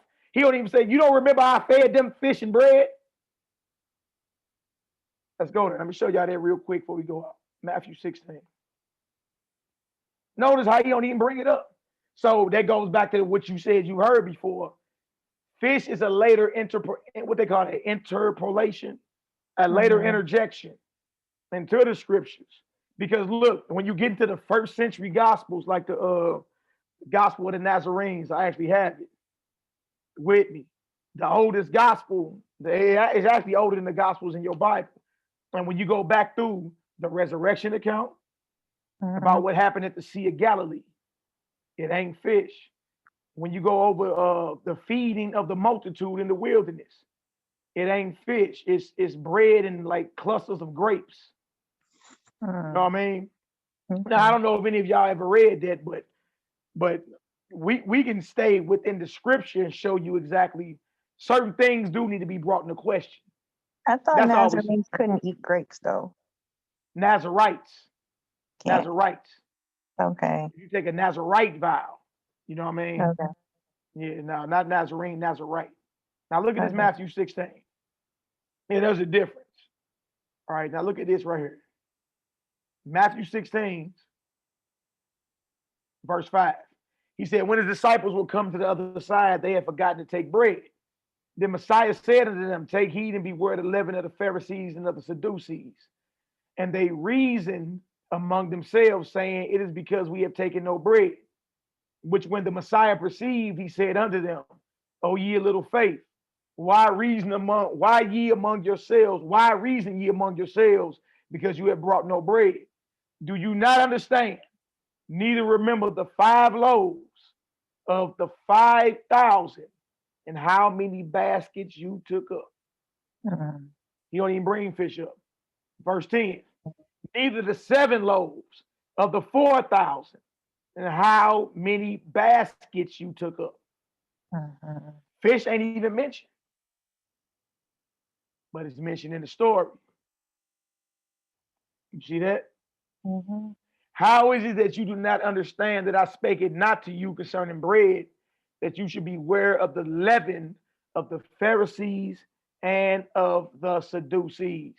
Then understood they how that he bade them not beware of leaven of bread, but of the doctrine of the Pharisees and the Sadducees. But notice how when he goes back over the account, he don't even bring fish up. Yeah, that's true. That's why it lead a lot of, brothers and sisters to believe fish is a later interjection into the scriptures.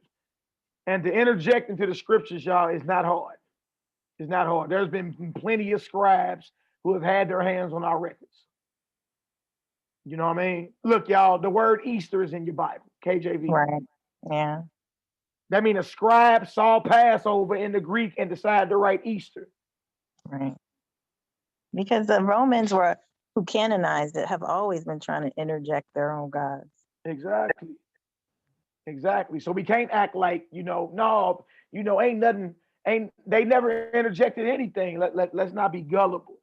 And again, y'all, I read the entire Bible. I read the Bible every day. Yeah, the Bible has changed my life. Let me say that on record right now. The Bible has changed my life.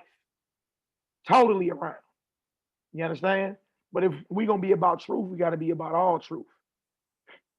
You got to be about all truth. That don't mean you don't believe in the creator of heaven and earth. That don't mean you don't believe in the Messiah. I know I do. I look wholeheartedly. You understand? But we got to be real with ourselves and understand our enemies have had our records in their hands.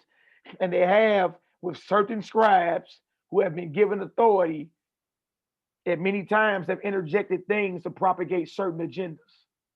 Right. That's just the truth. That's just the truth. It ain't, it is what it is. You dig? But that ain't nothing to be mad about. Ain't nothing to be mad about. It's just, you know what? Let me go ahead and research and study more. and get more and deeply involved into it. But I'll definitely send y'all that because since you brought that up, like I heard it was a later interjection. Oh, hey, Nate, I ain't say it. I ain't say it, Nate. Don't get on me, bro. I ain't say it. You understand? But based on my research, sister, that happened. That did happen. Absolutely. Hundreds of years later, but yes, it did happen. All right. The fish, the story of the fish in the wilderness feeding the multitude, interjection. The two accounts of him eating fish after he resurrected, which both is impossible because you're in separate geographical locations. Right. Later interjection. You feel me? And also the story at the beginning of his ministry about I'm gonna make you fishers of men.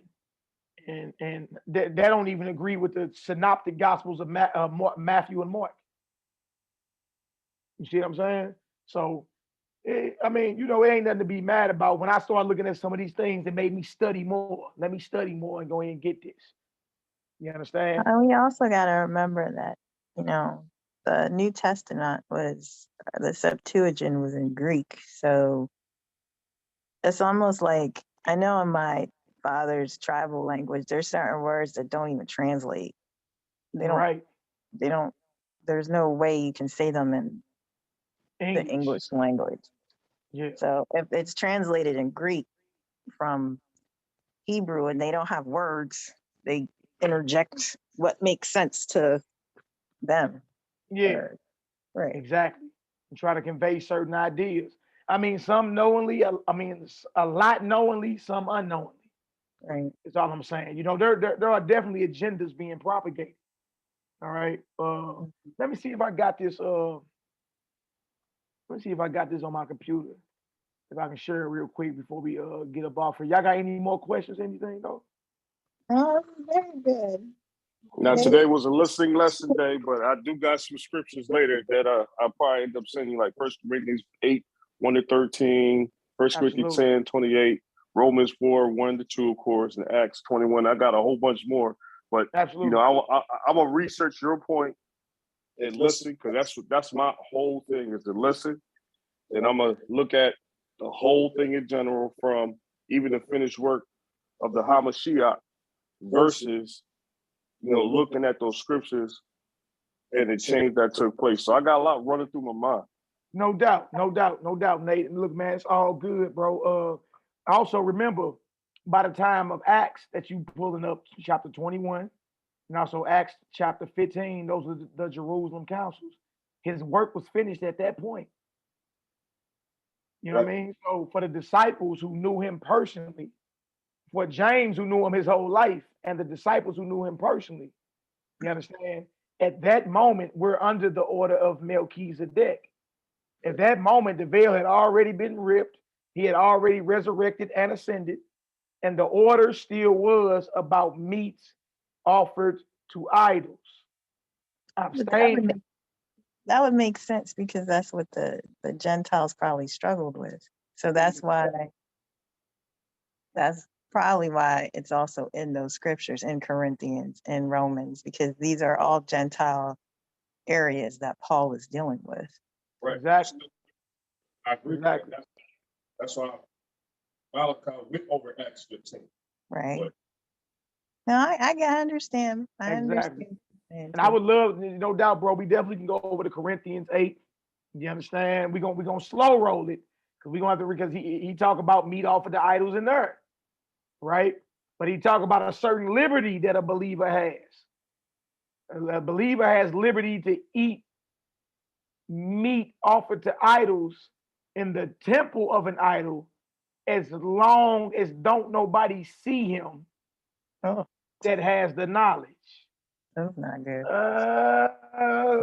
So what I'm saying is, when you slow down and because Paul's letters are very valuable, because when you slow down and read Paul's letters, you'll start seeing that Paul in many ways was in opposition to what the apostles were teaching. In many ways, he started doing his own thing. He's responding in his letters. He's responding to the leadership. You understand? In Galatians, he say, look, When I first got this understanding, I didn't even go confer with man. Neither did I go and check in with the disciples or the apostles who were apostles before me. Now, why wouldn't you do that? If anybody got the message of Hamashiach, it would be those who had the fiery tongues on them.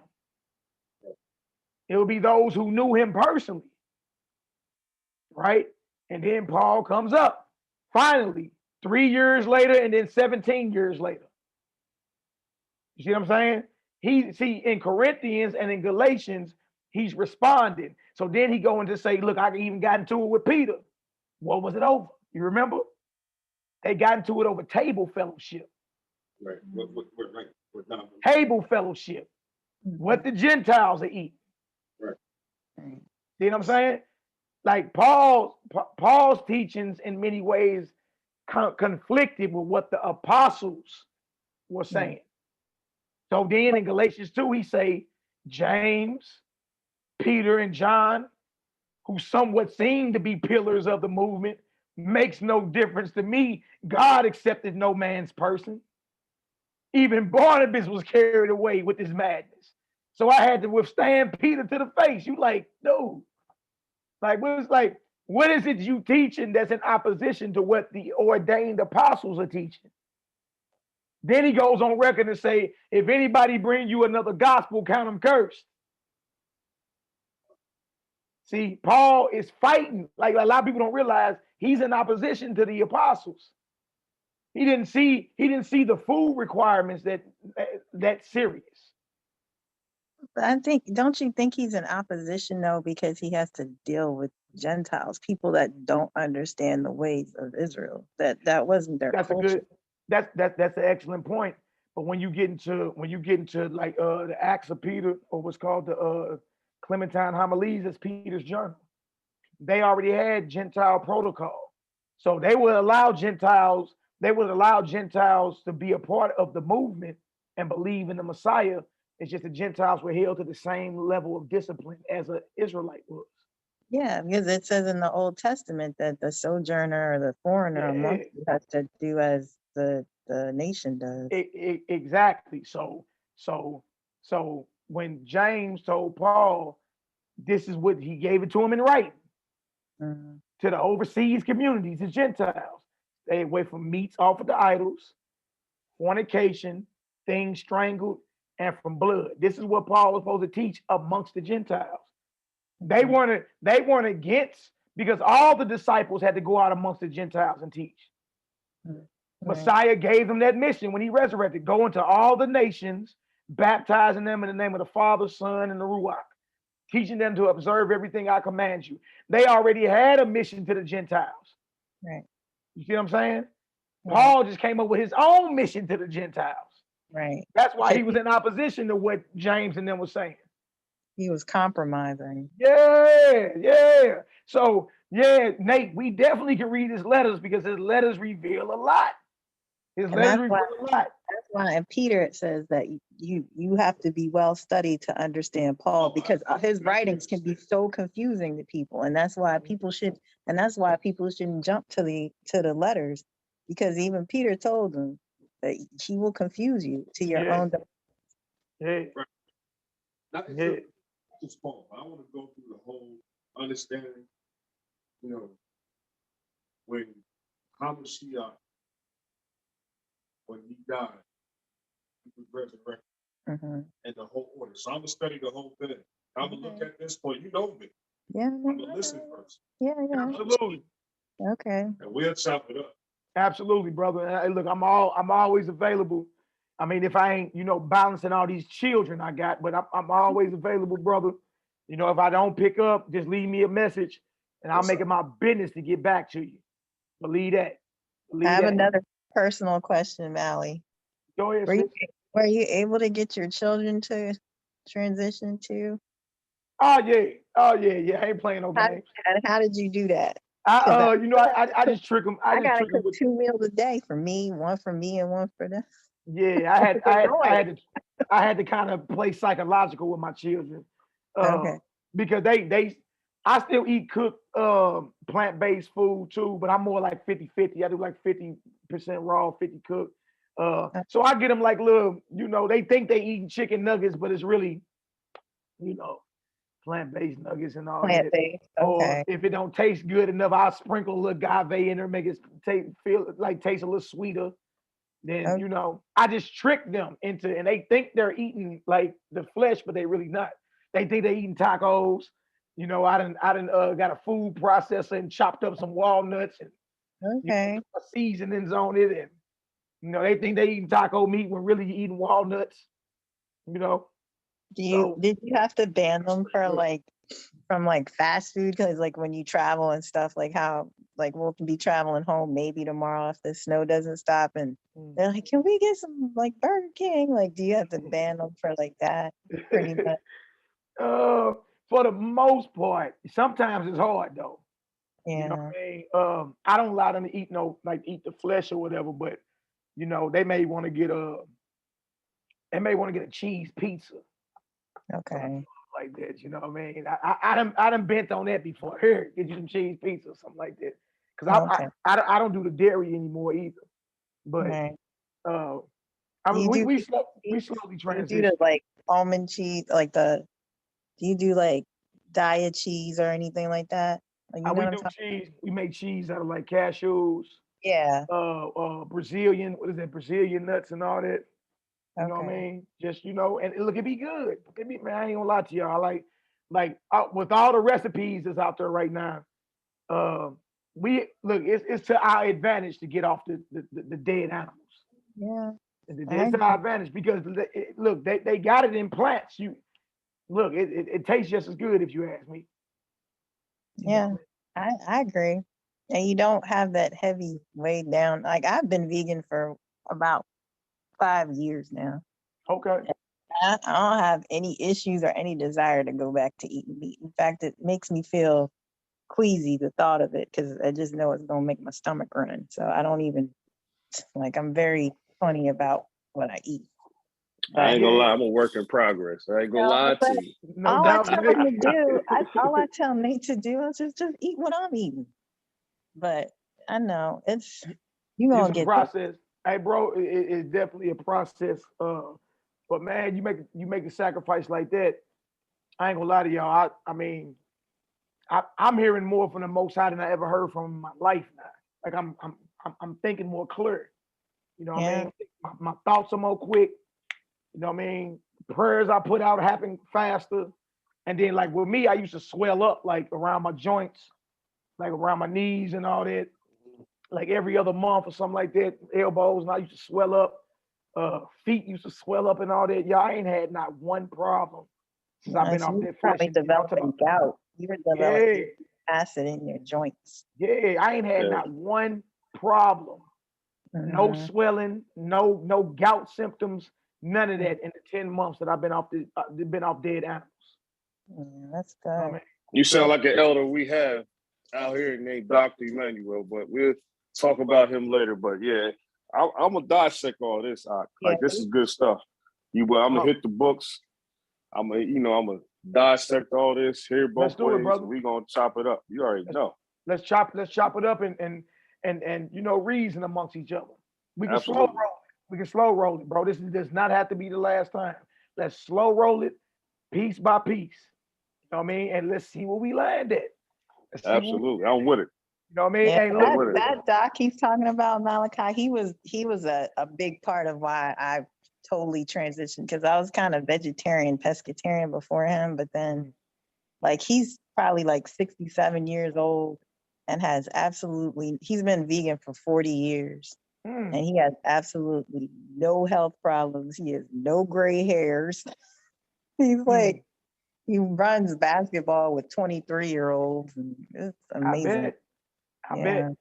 All we doing, y'all, is pointing everybody back to the beginning. Right. I mean, like being we part of a healing ministry, and everybody think it's like something like super special. All we doing is telling everybody, look, adopt the meal plan that the Most High gave in the very beginning. Right. You know what I Right. mean? And you'll see these things like, look, we in the age of so many biological plagues and everything. Right. Right. You feel me? Right. Now is the time to go ahead and dedicate this temple completely over to the Almighty. You feel me? Like that man is 67 years old out there running full court basketball. That's facts. Dr. That's Man. facts. I gotta get like that, bro. What you mean? Yeah, he's amazing. But Yeah, he's in the book heavy like you guys. So we getting there. We getting there. yeah, We absolutely. getting there. But this definitely was a blessing. Yeah, thank you very much for taking the time. We Please call appreciate me and let's have more of these and let's share them with the nation. it. Absolutely. You already know. It ain't no Absolutely. thing. You know what I mean? Let's share everything with the nation. And that they may be edified. Because it ain't about me, man. 'Cause I don't, you know, I'd rather see everybody being edified. Oh, okay. I see why you saying that. Right. I disagree. Right. I disagree. You know what I mean? I disagree a little bit, bro, but I see, okay, this is what you saying. Yeah, that's all we saying, bro. That's it. Like I just wanted to hear it to see where you were coming from, because when you guys were online, I didn't really get the whole gist of it because I was busy working anyway. But Yeah. now I can kind of understand where you're coming from, and plus you clarify for me like how the animals are slaughtered, which is very important. Yeah. So I can see where you're coming from. Absolutely. But I'm gonna still brother. chop it up with you. Please We do. Please do. We gonna get it. Let's Now, get it. if y'all are interested ever and y'all want to do it, I'm more than willing to come help with any kind of health conference that you guys want to do in St. Louis or anywhere. So just let me know. I'll let you. more than interested. I definitely let you know. Absolutely. Absolutely. I definitely let you know. I'm supposed to be traveling end of February. I think we got like 16 cities we supposed to be going to. And I'm going into I got the like all the historical slides about like the first century messianic movement dealing with the Messiah and his disciples and all that, and how they ate. You understand? So I got a lot of historical, not just the scriptures, but historical testimony from those who knew the disciples going back to the first century, second century. I got a lot of testimony of certain church fathers who knew and were instrumental in voting on what would be the New Testament, but knew how the original followers were getting down. So I'm traveling, giving lectures, basically. You know what I mean? So we'll book you.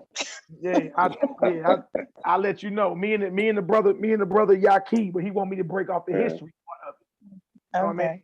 So I'm like, yeah, I got you, bro. He's like, bro, I just need you to break the history off. And I'm like, I got you. It's all good. All right. We'll definitely chop it up. Yeah, we gonna good travel, to see you, bro. And we gonna get it done. I love y'all. All right, remember that. Likewise, we'll send you this tape, and as soon as we hang up this on this Zoom. Can you pray us out though? Please. You want me to pray? Yeah. Oh, absolutely, absolutely. Heavenly Father, the owner, creator, and possessor of all there is, and the power, name, and authority of your glorious Son, the mighty Messiah, our ascended Master, who's currently at your right hand. We call, we summon, we invite, we invoke the presence of your fiery Ruach to touch the mind, body, and spirits of every last one of us. Fill us with your Ruach, that wherever the sole of our feet tread, that wherever our shadow is seen, the devils crowd and flee, and your people are delivered. We invoke protection, we invoke power, we invoke to be healed from all type of manner of plagues and illnesses and diseases. We stand against COVID-19 and every so-called variant of it. We cover ourselves with your eternal spirit. We stand against every plot, every plan, every scheme, every plot of the adversary, every bewitchment, every enchantment, every seduction of the adversary sent against our houses. We cancel it right now through the eternal spirit. Ruach HaKodesh. We cut it down with your unsheathed sword. We smash it to pieces with your hammer, Heavenly Father. We call for the whips and chains of fire for the neck and for the back of Satan and all his demons, every fallen angel, and every sickness that is sent against your people. We cancel it, we terminate it, we bind it over course it can't be broken, and we order it back to the pits of darkness where it belongs. The gates of hell will never prevail against us. We call and invoke 12 legions of angels to surround us, us with walls of fire from your fiery throne. Yes, Cover sir. every doorway and window. Cover every doorway and window of our mind, body, and spirits. Cover every doorway and window to our dwellings and to our vehicles. Bind up every accident. Bind up every disease. Bind up every so-called enemy that's plotting to bring us down, to bring us harm. We invoke Ruach HaKodesh power and Yes, fire sir. against the adversary. We call for the whips and chains of fire for the neck and for the back of Satan. We bind them, we rebuke them, we cast him and every angel, demon, principality, and sickness under his command. We cast them down, bind them up Yes, with cords that can't be broken, and we command them back to the pits of darkness where they belong. For they will not prevail against us. And we thank you right now, and we declare ourselves victorious in the name, power, and authority of Yahushua HaMashiach, the mighty Messiah, who has gotten the victory and who is seated at your right hand right now. And we thank you for the Yes. victory right now. Hallelujah. Hallelujah. Hallelujah. Hallelujah. Selah. All praises. Yahuwah. Yahoo. Yahoo. Be well. Be well, y'all too. Peace, love, light, healing, and balance to you brothers, my brother and my sister. Love y'all indeed and true. Y'all. Love it.